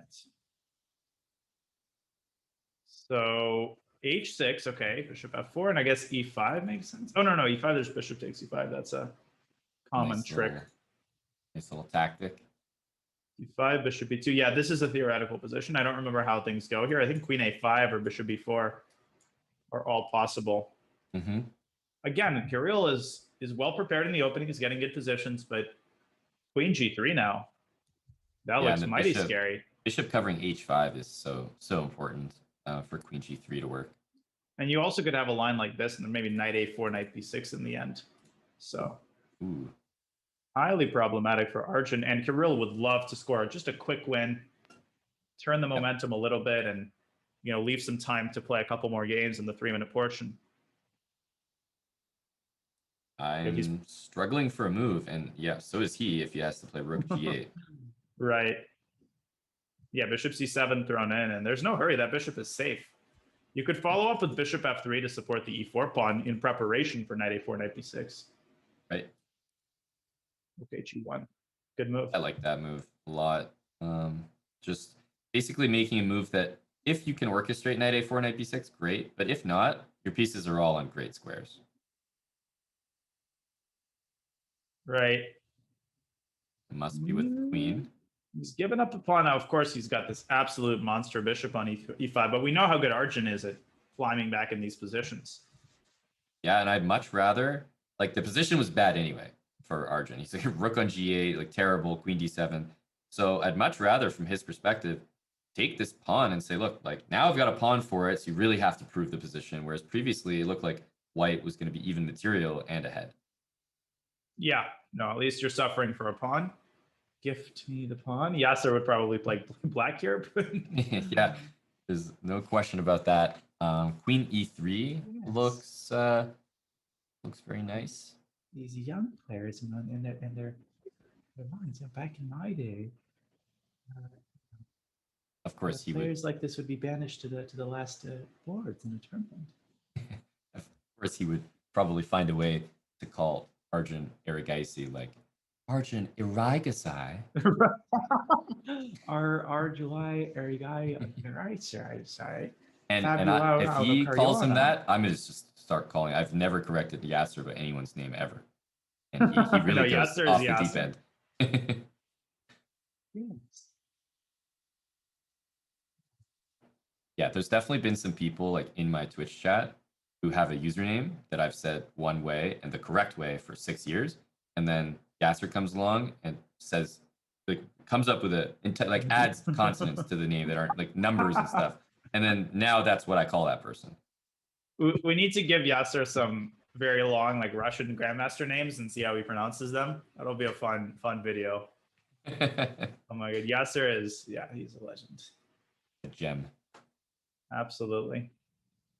And wow, look at the pawn structure here. He's basically, we have a stonewall structure and the weaknesses are just palpable here. The dark squares are all over the place. It's just like a playground for white's pieces. But hey, that knight wants to go on e4 and Arjun's a resilient defender. He's saying, prove it. Like, it looks bad, but I'm still here. Right. G4. I mean, I would be, okay, knight back to e4. That one knight, flimsy little, I mean, maybe it's not so flimsy, holding together the whole, imagine if that knight were not there. E file, D file, C file. Okay, but how specifically does white make progress? The time situation has equalized, and we know what that means. That means Arjun is mighty happy. Has to be G takes F, I would imagine. Can you play GF and Rook D5? Wow. Isn't that a weird idea with a fork against the two rooks? That is a very weird idea. Sorry. I just clicked flipboard like 4 times. Yeah, Daniel's coming in with the panoramic view of the He's position. done it. Amazing. Yeah, let me flip the board in 2 seconds, like 5 times. Oh, maybe you go like takes queen e6, queen a8, queen e5, queen c8, king f7, and just kind of like say that you're hanging out. Never been better. Then queen c4, I guess, yeah. But white still has work to do. One gets that sense. I mean, I have to compliment Kirill for continuing to play creatively. It's very easy to just hang your head down and then sort of just kind of start going with the flow. But he's continuing to play inspired, solid chess, and I think he's not lost his hope. I think he's still in there. He's still fighting, and that's one thing I love about these JCC matches is you literally, the cliche comes true. They don't give up. They just don't. Bishop h5, and white-black should probably give up. Yeah, I think this is a resigns. Because queen a8 here is just a KO. Yep, both rooks have been won. He's got a lot of return on his investment there, but he's probably going to bleed some clock. I agree, and if I can be critical, I think it was a little bit sloppy to not play queen takes a8 before bishop takes f7. Yep, that would have been immediate KO, as you said. Because, bishop's defending things, queen takes a2. One doesn't get the sense that this is completely over. Like, somehow f3 and... Yep. Okay, again, why do I keep wanting to call him Esipenko? Okay, this is very resourceful. Like, on f2, and I think Shevchenko should be kicking himself. Maybe queen a7, bishop d4. No, I don't like that move at all. That is panic. Now you have to earn it again. Still winning, but yeah, you have to earn it. And that's going to bleed more clock. Yeah, because there's never a mate here. It looks like, Black King's on the run, but trust me, he's got no pieces and no pawns left. There's lots of board to run. Yeah, I mean, white's winning strategy is to somehow push the pawns and eventually create... Queen trade is good for white because... of the possibility for connected passers, and also the fact that the H pawn, as Robert Hess would remind me, is the right color. But wait it's a funny second. because he would also Playing remind for a me that win. the A pawn is the wrong color. That is also true. Who's playing for a win here? I feel like Arjun is like boom, boom, boom. Pushing. Yeah, bishop c5 though, trade queens. Yeah, and Yeah, now it should be unfortunately, winning. that'll do it. But he bled so much of this clock out. And continues to. This will take another solid minute. Yeah. Don't give up h2. Arr. Yeah, this is definitely winning. And by the way, the fact that the h pawn is right is pivotal. Yeah, I was gonna say you don't take b5, but he did. It's probably be a little more annoying by not capturing. He's trying his best, but it's a stone cold win for white. Yeah, this is easy. Just move the king in the crevice between the pawns and keep pushing. And he is advancing the pawns light square first because he's got a dark square bishop. So good technique. And potentially the last game, but probably there will be at least one more after this one, and at most, at least and at most. So probably what I'm saying is there will be 2 more games. Yeah, no, it's really you're giving away a lot of our tricks today in the commentary. Dang. It's like there might be 2 more games, or there could be 1 more game. I still have to tell that story, but I guess I'll do it before we go on break after the 3-minute portion is done. Oh, okay, I remember. That's good. I mean, if we're filling the show with quality commentary and we still got this on deck in reserve, right? I mean, we got content for days. We're living. Okay, so the idea of knight c7 is twofold. Sometimes black prepares b5, but I've also seen an idea where the knight comes over to e6. It looks like an awkward square because it blocks the bishop and the e pawn, but then black moves the other knight to d7 and it kind of goes c5. Okay, Arjun beats him to the punch. He goes e5 himself, as we've seen basically every game. Yeah, true. Knight d7 gets a little awkward after pawn takes on d6. A little? Just a tad. Yeah, it's kind of embarrassing. You're pretty much entombing your own pieces. But knight e8, and what a weird position where black is taking basically all the steps backwards in order to play f6, and he's probably going to start mobilizing the pieces quite seriously in the next couple of moves. Right. Yeah, I mean, which piece or pawn to take with? Knight f6, I like, keeping the pieces relatively active. Maybe knight e6. Still, though, that backward pawn on e7, it feels like white's play is really easy. Rook e1. Arjun's done a good job of going for very practically playable positions. e5 potentially maybe clamping down on that pawn. And b5 is not such a dangerous idea anymore. Yep, knight e6. And it's just hard not to like white's position, or at least find it acceptable, because he's got the more standard position. Black has the position that needs more proving. He's got like this e pawn that's always going to need attention. His pieces are all on kind of substandard squares. So it's possible that black is, like better in these positions sometimes, but you really have to prove it. Whereas white's position needs no proof. You just, put the pieces in the middle of the board and you're guaranteed to have a very reasonable position. And I like the idea of b5. It's he's got to manufacture some chances. Another problem with this move, though, could be at some point d5 and, okay, he plays it here. And then that knight for me too could swing over to d4, and the squares on c6 and e6 are juicy. Yes. Yeah, d5 looks like a plus reaction to b5 rather than b3 or something on b4. Okay. I can see that. You get behind that, that's right. e4. Knight e4. I mean, you can take and go knight c5, which is comfortable. Yeah. No, black's pieces have a lot of sort of latent activity. And I think Arjun may have underestimated that move a little bit, and so did I. But that's less important than Arjun underestimating, because the commentators are never wrong. No, absolutely not. The key is to twist the words so that you've always predicted both the results and the last move. Yeah, and you always mention, like right now I could just say something about king h8 being good, and then when black inevitably maybe plays it, then I've called it. 15 moves later, yeah, as I mentioned. Okay, Okay, so still black is not out of the woods. Black's got a lot of hidden weaknesses. Bishop on e6 undefended. This central pawn does not inspire confidence. And if you take, which maybe you have to, queen e2, maybe queen c8. Right. This is playable. Yeah, Definitely playable. Forced here. E1. Guess the bishop has to move. Bishop up.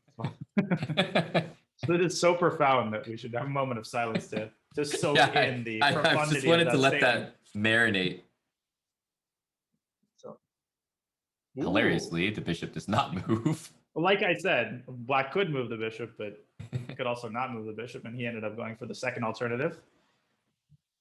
Queen e6, takes, and then I guess we're looking at knight takes c3, rook d2. It's complicated. Let's see what. That's a good move to bleed white's clock. Shevchenko definitely needs to equalize the clock situation here if he's to make a serious push to win this game.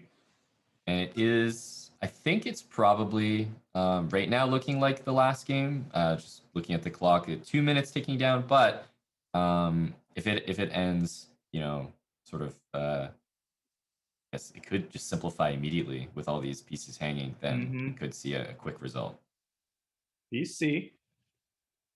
Okay, so bishop takes f3, queen f3, maybe e5 here? Yeah, e5 looks immediate. Yeah, really good move there. Without e5, I think black's in trouble. Yeah, but now, if anybody could be worse, white could end up being worse here, given that this f4 pawn sticks out like a sore thumb. And look at the clock situation. It has basically equalized. Now take on f4. Okay, so he wants to take a7. And isn't there f3? Oh yeah, queen g4, f3, f3 immediately. This looks nasty.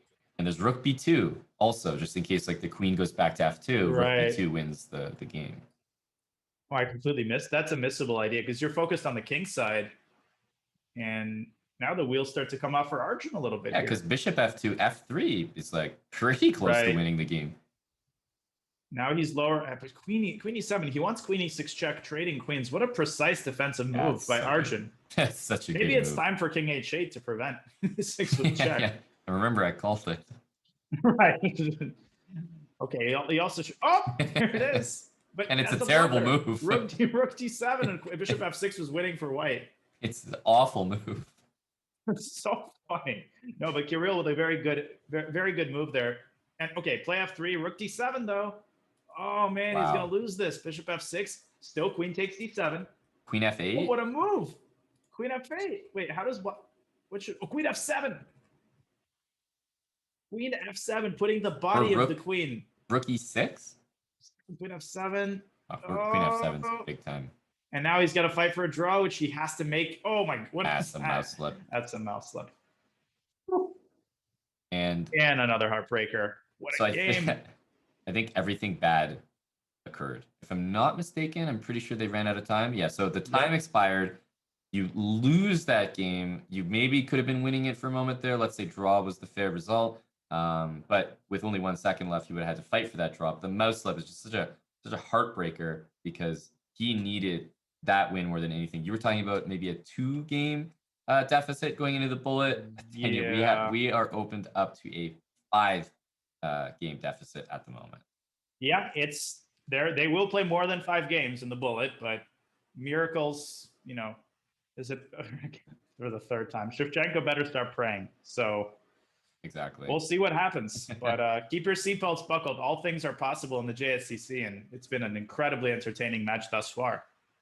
Yeah, no, you said it. And reminder to everybody in chat that we already showed Arjun's best move video, and we have another video prepared to showcase the other side. Kirill Shevchenko, he's got a ton of good moves that he's been playing in this match. And if you're not subbed on Twitch, there's a lot of ways to do that, but you're going to have to be subbed if you want to see the video. So sub only, guys. Use that Prime if you have it. Get subbed to the chess channel here on Twitch. And we're going to take our break right now before we come back for the exciting conclusion to this match. But enjoy the best move video of Kirill Shevchenko, and we'll be back for the JSCC coverage after this.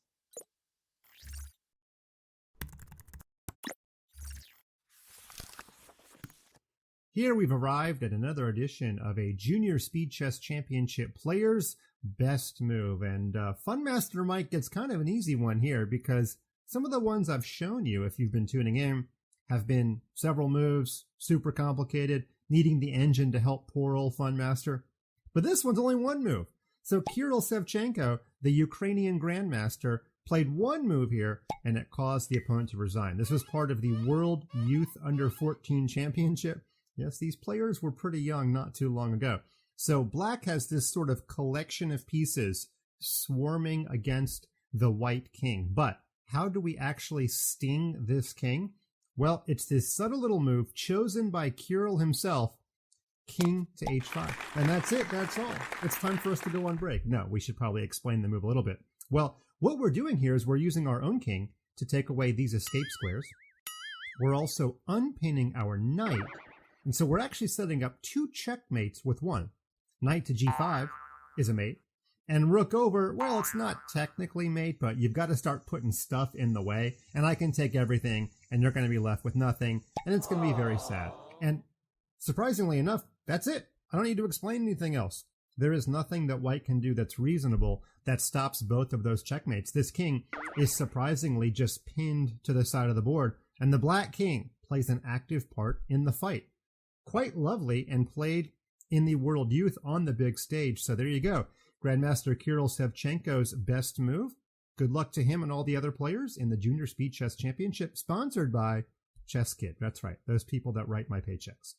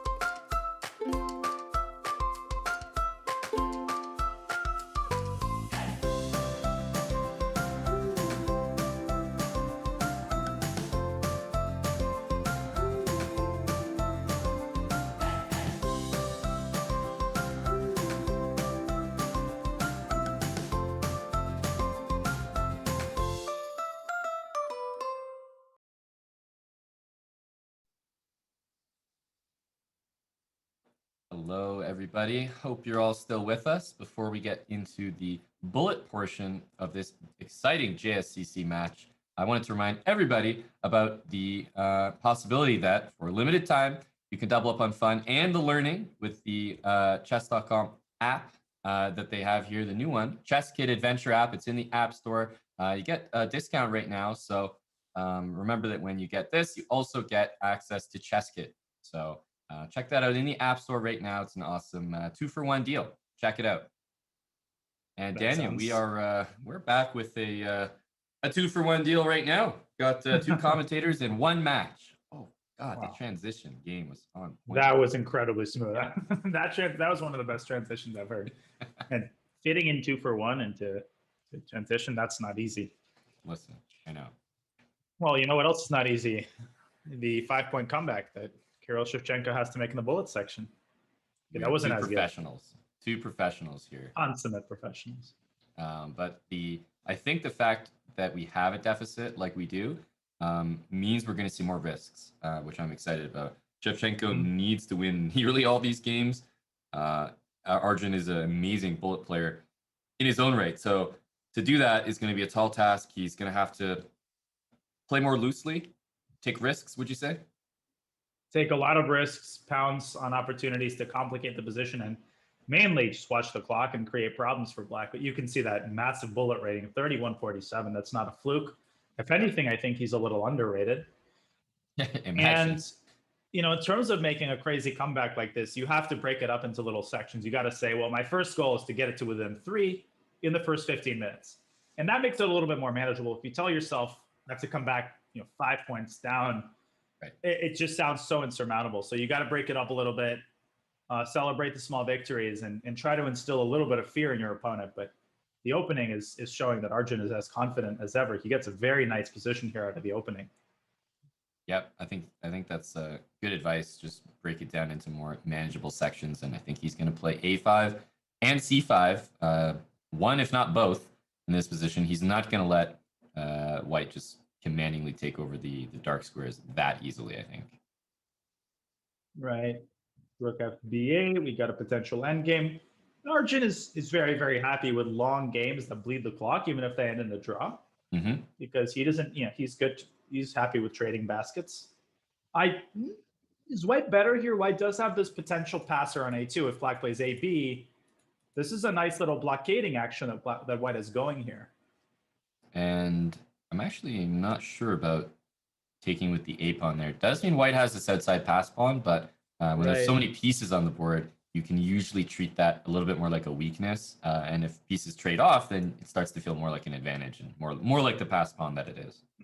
But getting his rook to the 7th rank is Kirill. I think he's playing for an edge, though, with that knight. Wait a minute, that's 3 wins a piece. Yep. And Arjun with a very sloppy move. They're not sensing the danger.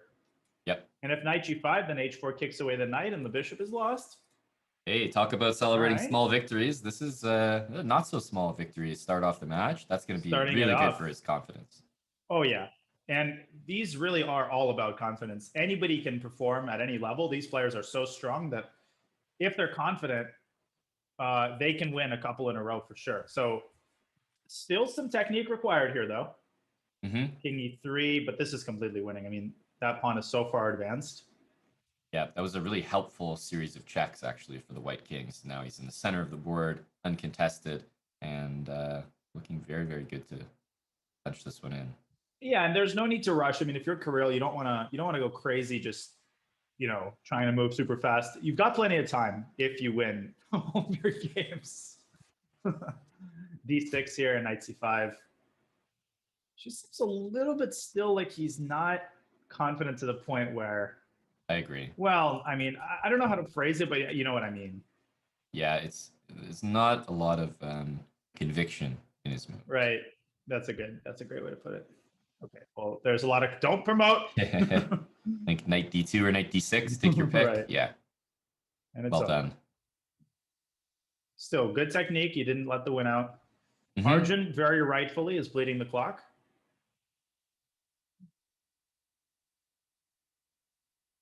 This is where mating quickly isn't. You should have gone queen f6. Exactly. Yeah.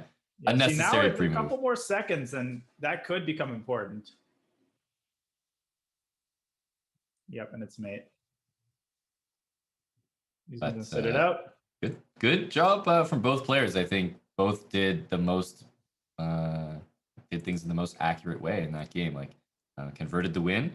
Shevchenko, you don't want to ever mess that up. So as long as he gets that win, I think it's really important for him. And Arjun says, look, if I'm going to take losses, you're gonna pay on the clock. Right. But yeah, I mean, I think Shevchenko's goal should be 15 minutes left in the match, down by, well, preferably down by 2. So basically, two more wins now would be demanded. We have a Benoni. I like that choice. It's as tactical an opening as it gets. It's as good of a chance to play for a win against D4 as possible. And he seems to know what he's doing here.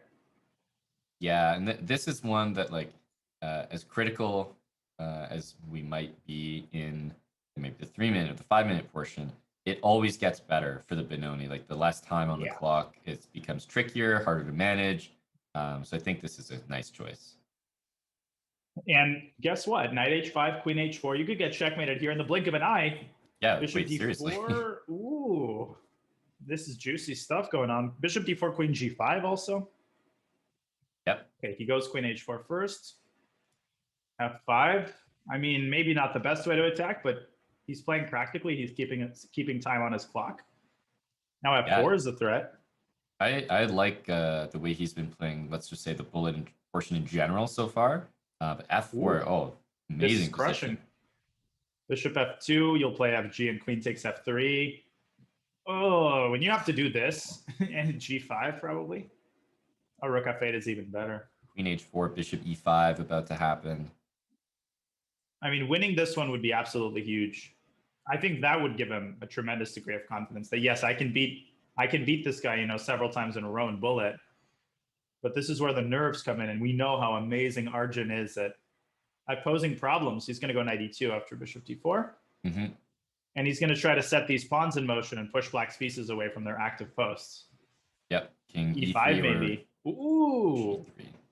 That's a nice move, though. Yeah, big fan of that move. Rook f8 maybe. G5, try to like lock those pawns up. Yeah, I liked that. Now you've got to be careful. Maybe rook d8. Still black should be winning, but f4. Yeah, now I would take the knight and go g5 for sure. Yeah, if b3 defended the bishop, so knight c3 or something was about to happen, or knight f4. Right.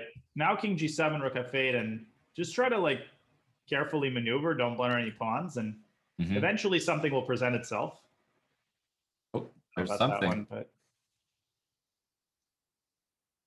Oh, e5, and he's blundered. Oh man, he just cannot seem to find his footing in those good positions. Oh man, he's gonna lose this as well, because I feel like bishop e6 and d7. He's gonna sacrifice at best. That is a heartbreaker. If he loses, it's still not over. It's complicated, but that rook on d8 is so tied down. Yeah. But still, Arjun now low on time as well. Rook h4, rook d3. Rook d3 is nice. Always so calm in time pressure. The few times that he gets into time pressure. Oh! Oof. Sag. Yeah, that's as bad as it gets. That position was so good. And he really earned the good position. And we get to see an Orthoschnaps. Yep. Great. I love the choice. Yeah, and Arjun declining the Orthoschnaps. Okay, I don't know. There's no opening for which I know less theory than this one. And there's probably a large percentage of the chat that definitely knows more about this opening than us. They watched the videos on the topic. Yeah. Knight h3. Ooh, b5 is a buzzkill of a move. That is a buzzkill. It's a great word. Like, it's just, man, you have to play your bishop back to e2, and it's good luck having fun. Right. Yeah, it's not so much that the move, it's a tactically powerful move. It's just you're just not going to have a good time. That's whoa. What? Wow, that's some interesting castle, bold decisions being made here. I guess black is still better, yeah. Yeah. White is flying by the seat of his pants right now. Right. A4 is a funnily like positional move in a situation where you know the city is burning and you're taking time to. White I looks don't know. pretty dead lost here. Like the Yeah, knight's yeah, actually developing and the rook is so terrible on a4. Rook H3. Let's go. Oh god. Yeah, just take everything. Oh, 95 is coming in too. The king can't even go to g2 because the bishop hangs. The rook is Right. pretty much hanging. Yeah, I think this is a resigned position. I would take on b4 maybe and go king g2, but Mm-hmm. yeah, it's not going to help. I think you can take with the pawn and go rook a1. Right, but not queen. I was going to propose queen c1, but that would have wanted a queen. Not bad. Not over yet. Basically, White's got this interest is like like Two-Face from Dark Knight. You know, he's got only the king side to work with. What's going Right. on the queen side does not concern him. There is no queen side for White. Only black has a queen side, which is not a good situation. Like once in a while, there'll be like a queen from a1 that just jumps to f6, and it's like, oh, okay, now I notice the queen now that it's on the That's king exactly side. what's going to happen. You called it to the letter. Oh, that's Brutal. a knife, and that's game. That's 10 minutes off the match clock. Yeah, not only time off, but I mean, really, really unfortunate the result of the last game. It's obviously thrown him off a little bit for that one and got him a little bit more desperate. He might have chosen a different opening, maybe. And then this position is just hopeless. Okay, I mean, maybe this is some interesting line. You give up the rook and knight c6 happens, and probably black. This is probably some line that he prepared. Well, the problem Given with the this speed. prep is that I think you can just go knight f3 and like not take it. But hey, credit to does. Arjun for playing ball. Yeah, he does play ball, but White's queen is not going to be playing ball after Black plays bishop a6. Yeah, we got queen g5 incoming. Yep, or queen f6, and then bishop a6. But in such situations, White always gives up the queen for the rook, so White's going to have two rooks for the problem isn't going to be the material advantage. It's more that sometimes the queen is stronger than the rooks in these positions because the rooks haven't had a time to activate yet. Yep. So, wait, queen f2. Oh. Isn't that just such Arjun a like crazy move to like you could just castle and know that you're gonna give up the queen for a rook, but he's like, no, d5, and I want this. I want to get my queen back through e4. I think that's no. He's just gonna he's gonna vacuum up some pawns. Just that's so much confidence to play like this. Like I wouldn't even consider it. No, I mean he's winning now. Rook g1, I guess. Unbelievable. Yeah, Arjun is, and also I heard apparently they're playing the same tournament in Serbia as this match is going on. So maybe they'll face off over the board, and Esipenko is gonna have a chip on his shoulder then. Yes, Esipenko. Oh, this is the most obscure like commentator blooper ever. Like, oh my god, did you hear Daniel Naroditsky confused Shevchenko and Esipenko? Front page of CNN. That's such a very distinct. Right. Yeah. Like, I mean, it's not even. I don't think he would be necessarily insulted by the Esipenko's 2,700. They're both very talented. I mean, Esipenko, I think, is from Russia, but they both are incredibly talented juniors with the Ukrainian last name. So I guess I could be forgiven. And I can't believe, but Arjun is just like sitting in a +12 position after playing d5. Like it's just unbelievable. The king is so safe on c2. It's as if nothing happened in the first place, and White is up a rook and a piece. Oh, he blundered a pawn on h2. I think White should resign. Evening up the stakes here. He's got connected passers on h7 and g7. Wow. I think well with that one for sure, I think it puts it in the territory of you can't come back from this anymore. The math is almost starting to not check out. Okay, but it's more than the momentum. Is this a thing? Apparently it is. Knight b5, and Arjun just loves grabbing like random stuff with his queen. Well, he grabs everything. Yasser would love this. Right, he does. Yes. Arjun Erigaisi. Right. Right. Levyan. It's so much confidence. Such a good way to play. Like, just make that your style. If someone offers you something and it's not literally losing on the spot, take it. Just close your eyes and take it. And like, that's the kind of player you are from every time you get that chance. What's striking also about the way Arjun plays is the relative paucity of blunders. Like he does blunder occasionally, but given the confidence and the speed with which he plays, it's amazing how clean his play is. He doesn't, okay, he makes mistakes, but he doesn't make any moves that are over blunders. If I played like this, I do play like this, and I blunder every second move. So it's amazing. Yeah, and you're also increasing the chance that your opponent is going to miss your blunders, because when you play with such confidence and you're correct like 90% of the time, they're not going to see the other 10% always. Yeah, and you don't even know at that point, when your opponent's blundered. And that's the worst situation to be in. It's when you're lacking confidence to the point where you feel like your opponent's blundered, but you don't even know because your opponent sees everything, and of course he finds it. Of course he finds it. Up a full rook here, which is maybe, a really good result for Shevchenko. Like, he had a clean game this time. So speaking of taking everything in sight and making your opponent prove it, here's the proof. So it's a really good game by Kirill, but he's got to win it quicker. Basically, he's got to close this Arjun one out. just keeps muddying it up. Rook h3. I mean, he's just finds ways to keep extending the game. Okay, finally this is over. Rook takes b4 and rook b6 mate. Ooh, that's a devastating check. Somehow he dealt with it. Yeah, somehow he doesn't found even it. need to bleed the clock. I mean, yeah. King Okay. F5. Riveting.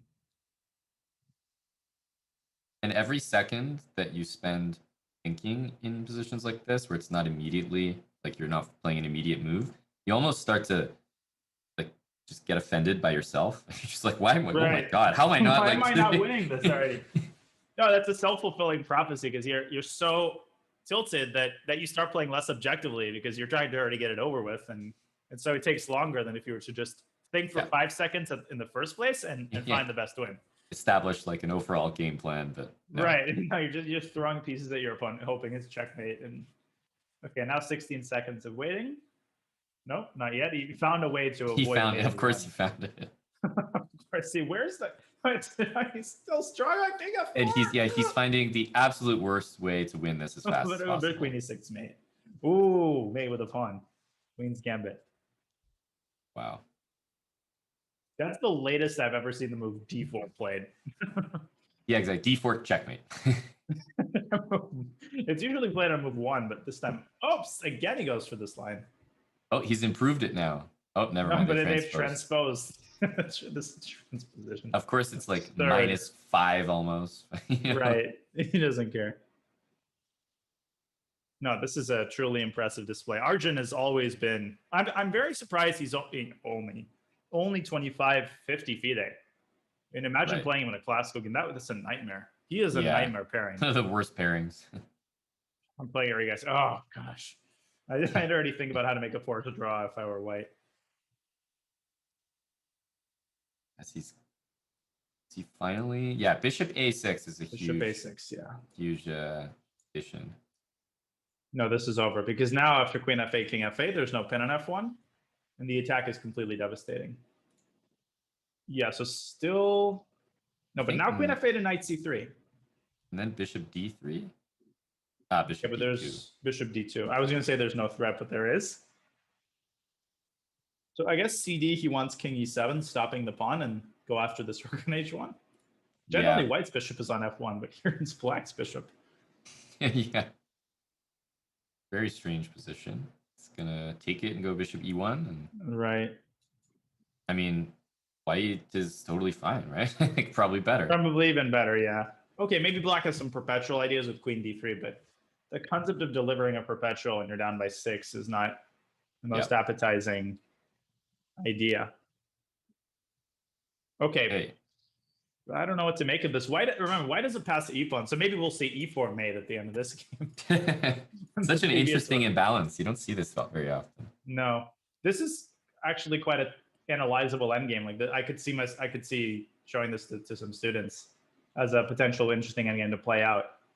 Yeah, sometimes you get that in Bullet. You have a wild game, with mutual mistakes, but it somehow transitions into a really interesting position. Yeah. Yeah. And it's truly interesting if you could pretty much take either side of it at the start, and be happy. Right. Although I think Black has been very impressive so far in how he's been converting it. Somehow Arjun has found a way to stop the pawn. Oh, G5. Maybe not the second pawn. King G8 and G4. No, but now E4, he's blundered. Wow. He found a way to blunder that. Amazing. He sees Take everything. and sack for that. Might not even need to, but 6, knight E5, and rook G7, rook takes G2. What is going on here? Every piece is hanging. Oh, he blunders. That's a knight. It's almost a better blunder because now Black has to play this on. Right, on and on and on. I think he's more concerned about his rating probably at this point, because Kirill is definitely underrated. He has not played badly in the bullet segment, and I can't see that he's played badly in the match overall. He's going to hold his head up high. I mean, he's found a lot of ideas. It's just in those pivotal moments he wasn't quite able to deliver, and there's no shame in losing to a beast like Arjun. And this is not the easiest he's going to shuffle his rook on the last rank, I think. Right, king b3, rook e3. That's actually quite infuriating. You can't stop the rook from, it's like the Philidor position. King a2, no. Okay, but what do you do now? b4, I guess. No, okay. Okay, now it's winning. a4 and king a1, hope for b3. Yep. Yeah, no. No. Shevchenko. Shevchenko's like, no. Kidding me, buddy? Whoa, he's gaining some clock time, so he's gonna sit it out. Okay, will Shevchenko know his mate? Oh, I was gonna say it was actually really brilliant by him. He didn't play queen a6, queen b7, queen a8. He played queen a7, so I actually think Arjun didn't expect it to be mate in one when he was No, that's exactly right. So if there were 10 more minutes on the clock, he would maybe get a tiny bit nervous, but with 9 minutes, it's mathematically even very, very difficult. I mean, he's going to have to win a really, really quick game here. And then another one, and another one. And then 2 more after that. When you say it like that, even these 5-point leads sound like so vast. Insurmountable. Right. Well, it's been a very up and down match. Do you know who's playing tomorrow? I think this is the Meg Sudlu matchup. Ooh. Man, if this is just one match, these JSCC matches are so interesting, and there's so many of them. And there it is, Pragnananda. That's who he's playing against. Pragnananda Magsudlu. No, I just greatly enjoy these matches, and even when I do them with terrible co-commentators. Yeah, like if you had to do that, that would suck. But thankfully, count our blessings that pray it never happens. Indeed. Well, this is a pretty. Whoa. He instantly took e5 with this idea. I mean, that is not an idea that you generally play instantly. The idea is after rook e5, f6 wins back the piece. Okay, so we have action. Rook h5. Probably was a misjudgment by Arjun. Yeah, it certainly feels that way, although bishop d7 and king up to d6 I think is manageable. Bishop b5, though, he had at some point. I guess not. He's taking the rook around to g7.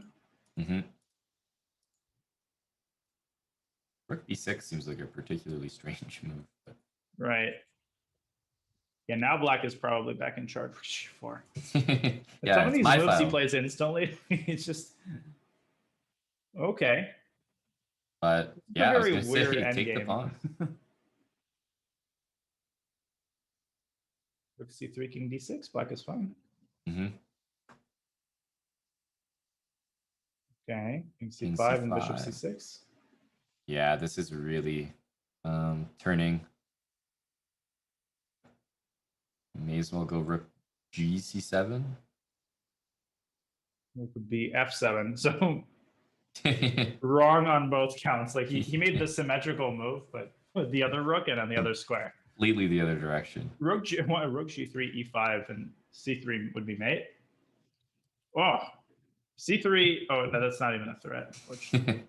There was no pawn on Yeah, E5. you do need the rook where you were calling it G3. Unfortunately, maybe he's gonna swing it around for mate. He's gonna swing it around, but wait a minute. Oh, Oh my! Oh no, he didn't. that's That is disgusting. just nasty. And the speed with which he found that. Oh yeah. Oh my god, King B1, Both, F1 mate. Come on. he was so excited about C3 mate, which is an amazing mate, that he got checkmated in another amazing way. Oh, that's unbelievable. Jeez. Unbelievable. Well, that's why the score is just what it is right now. I mean, Kirill is playing so well, and he's just matched up against someone who's playing better today. Yeah, I mean, Arjun is, man, in matches and individual games, he is just such a beast, and he's proving himself again and again and again, in all time controls too. So very hard matchup. That's the nice thing about the format for all of these matches, JSCC and otherwise, that there's always 1 minute chess, 3 minute chess, 5 minute chess, so you really do get the entire player profile, so to speak. Indeed. And I'm gonna just grab the lights. Yeah. No, but I mean, very impressive. Bishop d5 here from Arjun, another really principled tactic with knight d5, knight f6 about to happen. Knight d3 firing back. Be careful not to blunder queen c5 check. Yep. Well, another. Oh no, the knight is coming to f6. Yeah, not the end of the world, surprisingly. Yeah, somehow knight f6 is an empty move. Actually, Shevchenko might be better already. A3 is needed.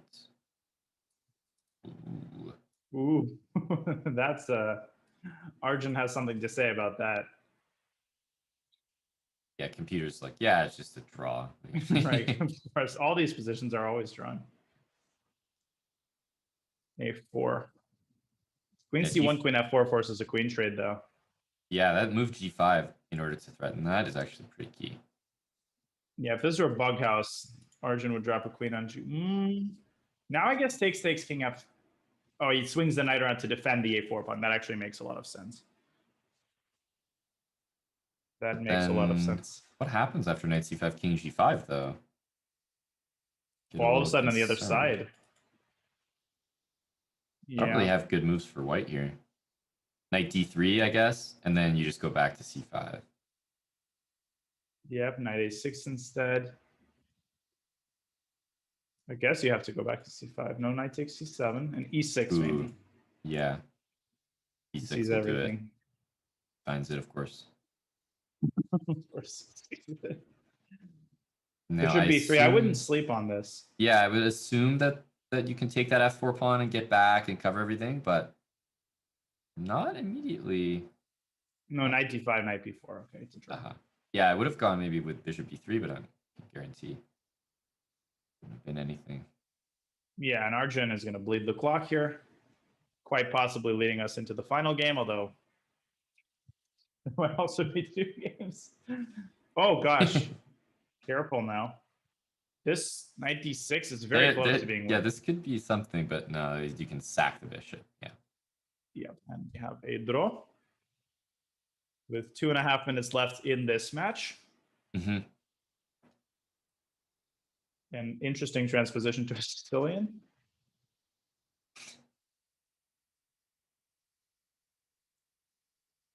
Yeah, I mean, should be for this line. Arjun, he's like he's a taker, man. We know that about him. Yeah. If there's a free pawn, even if it's theory or maybe it's bad, he's still taking it. Right.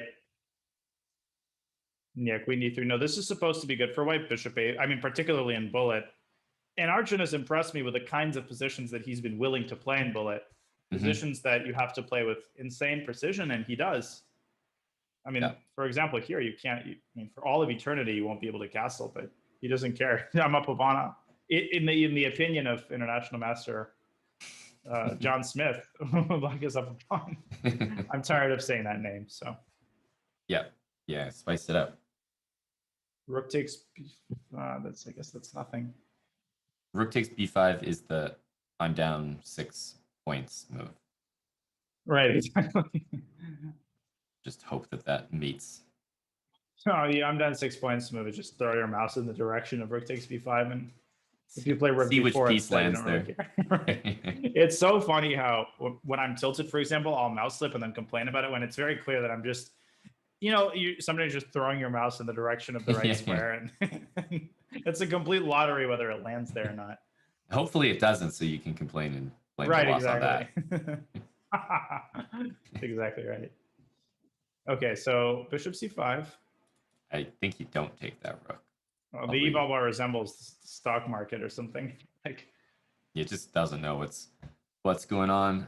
I feel like Shevchenko's done well. Rook takes d4. Hey, we know that he's taking pawns in the center, even if it's questionable. Don't go rook b7. Yeah, this is going to be the last game. Arjun, if anything, is going to let his clock bleed out. Right. Which might be a pretty appealing. Oh, but he's not worse anymore. King e7. Yeah, I think the appealing thing is winning the final game. Statement. Right. G8. And it is official. This is going to be the last game. It's been a very, very fun match. Yeah. And Arjun just the better player today. Exactly. It's just a good way to put it. Both players played extremely well, but Arjun was up to task today and really made an impact, I think, in the 3-minute portion for me that stood out. Yep. And he plays with such authority, and usually it's born out of a lot of experience, but wow, this is cool too. This is winning. Yeah, this is nice. Maybe simpler. Actually, maybe not. The pawn ending is not clear because of the H pawn. Right. Yep. Maybe C3. It's 20 minutes later.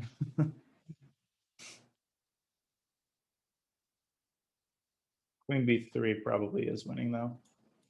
Okay. Yeah, he wants to win this last game. Make no mistake.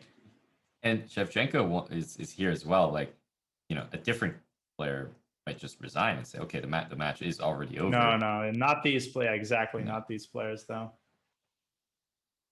And again, it's like college ball or any pride is on the line, and for them, they're hungry for every experience they can have, and they're trying to make the most of it. They're not jaded. Mm-hmm. Wow, look at that skill. The king dropping to c1, queen d2, e2, and it just made. Clinical. That's official. Absolutely clinical. They're going to abort this game. The match is over. Whoops. Yeah, the score is what is it? 17 and a half. 17 and a half. 7-point goodness. win. Whew, that was an exciting one. Obviously, the players are going to be still reeling after that one. The adrenaline must be high, but we're going to do our best to get them in here for an interview, which is what we have planned right after this. So, Daniel, we will hold our final thoughts on the game until we get the players in and have a chat with them. So it has just concluded, guys. Arjun is your winner, but stay tuned for interviews with the players.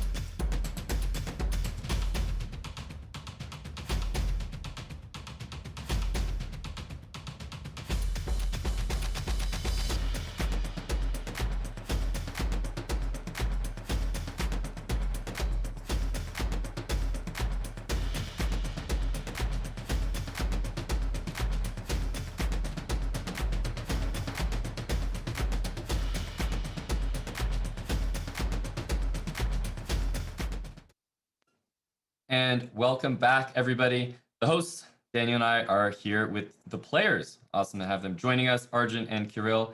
The match just ended. Kirill, going to go straight to you. Obviously, the match didn't go the way that you wanted today, but take us through the match overall. It seemed like in the 5-minute portion, things were very, very close. And would you say maybe in the 3-minute portion, things kind of got away from you? Yeah, the 3 minutes control was very bad played for me because I did 2 mouse slips in close to equal positions, and also did some bad things in middle game. So Arjun absolutely deserves his win. And in 1 minute bracket we played, I think, just equal chances, but of course he had much better score, so he played till the end. Yes. Well, Arjun, congratulations to you on another phenomenal match. You're simply a beast. Can you walk us through how the match went for you? You, of course, lost the first game, and did you make any kind of adjustments, or did you just sort of keep playing your game and things kind of clicked? Yeah, I was just trying to play my own game and it went pretty well, and I'm happy that it went my way. Yeah, the match definitely, as we've highlighted, kind of opened up in the 3-minute portion. But Kirill, I also wanted to ask you about some of the positions. It seemed like chess players were very stubborn, so we usually play the exact same openings over and over again. And did you have a chance in the break to look at some of these lines that you guys kept repeating? Because it seemed like you were improving the theory almost as the match went on. Yeah, I guess I improved some position when I sacrificed the exchange. I just watched by engine. It recommends do not take on e5 by bishop, but play knight a6. That's the only what I have seen in this break, but it was enough to, I don't know, for 2 games. Right. So Arjun didn't go anywhere after this in e5 line. Yeah, there were definitely a lot of super interesting opening ideas, and also by you, Arjun. We were impressed consistently with your ability to, grab material and then, really efficiently and precisely find ways to neutralize the initiative. Is that something that you actively nurture? Is that a strength of yours that you are acutely aware of? The sort of ability to get material and then defend against the initiative. Yeah, in general, I'm a bit greedy, so that's how it went.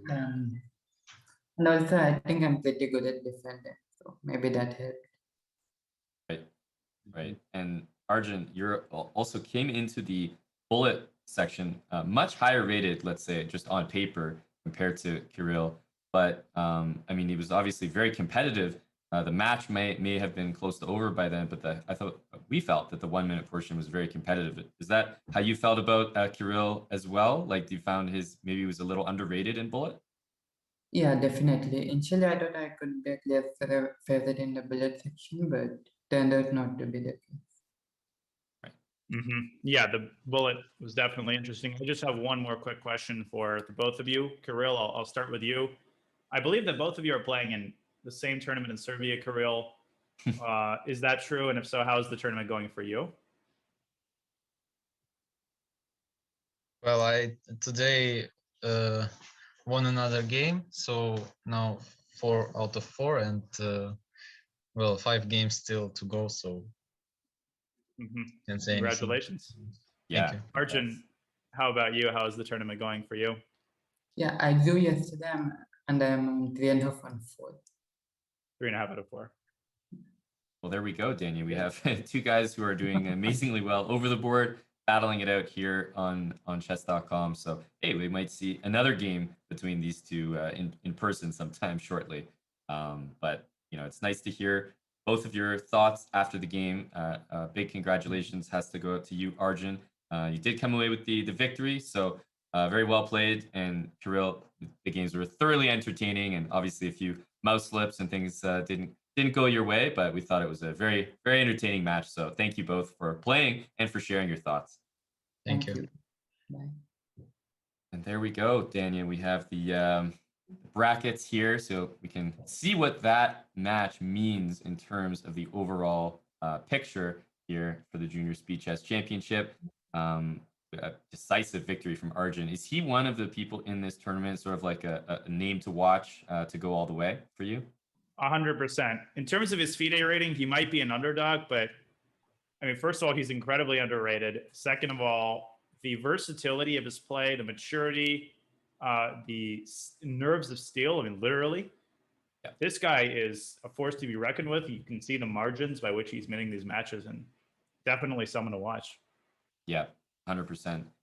We also have the upcoming match, which we want to highlight. You were mentioning you were practically chomping at the bit trying to find out what would be the next JSCC I know, match. I'm so excited. Don't want to miss it, but there it is. Parham Magsudlu against Pragnananda, and that is I mean, we just call that a heavyweight matchup for sure. That should be super exciting. Yeah, that'll be coming your way tomorrow, Monday, July the 5th at 9 a.m. Pacific, 12 p.m. noon Eastern, 18 Central CEST. So I think it's Central European Standard Time, right? I didn't want to make a fool of myself. Yeah, better just read the read the abbreviation. Yeah, exactly. In any case, better safe than sorry. Don't want to miss that one, and I believe I'll be bringing that to you as well. Awesome. We want to remind people about a few other things as we near the end of our broadcast. Want to remind you guys that ChessKid is hosting the ChessKid Youth Speed Chess Championship. So that's a new exciting event. Starts Saturday, July 17th. It should be very, very exciting. So we want to remind you guys about that. Basically, the top youth players in the world, 10 and under, are going to be finding out what the absolute best one is, who the best player is in the under 10 category. So, I mean, the talents, we've seen the youngest GM in the world, Dania. We've seen that record been broken recently. So I feel like when you're in the under 10 category these days, you're basically talking about future GMs. Right, exactly. There's that is a fascinating new addition. I'm looking forward to that as well. And I was looking forward to this match, and it certainly did not disappoint.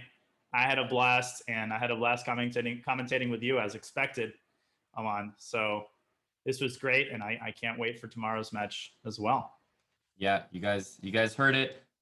Really great to be back commentating, especially with Daniel here. It was good fun. We had some stories for you guys, and we were treated to some good chess. So a win overall. Once again, a happy 4th to everybody who might be celebrating, and enjoy the rest of your day of chess or non-chess. But that'll be all for us. Make sure to tune back in tomorrow for another exciting Junior Speed Chess Championship match. And congrats to the winner of today's match, Arjun Erigaisi. So bye now from the desk. Thank Take you. care, guys, and we'll see you soon.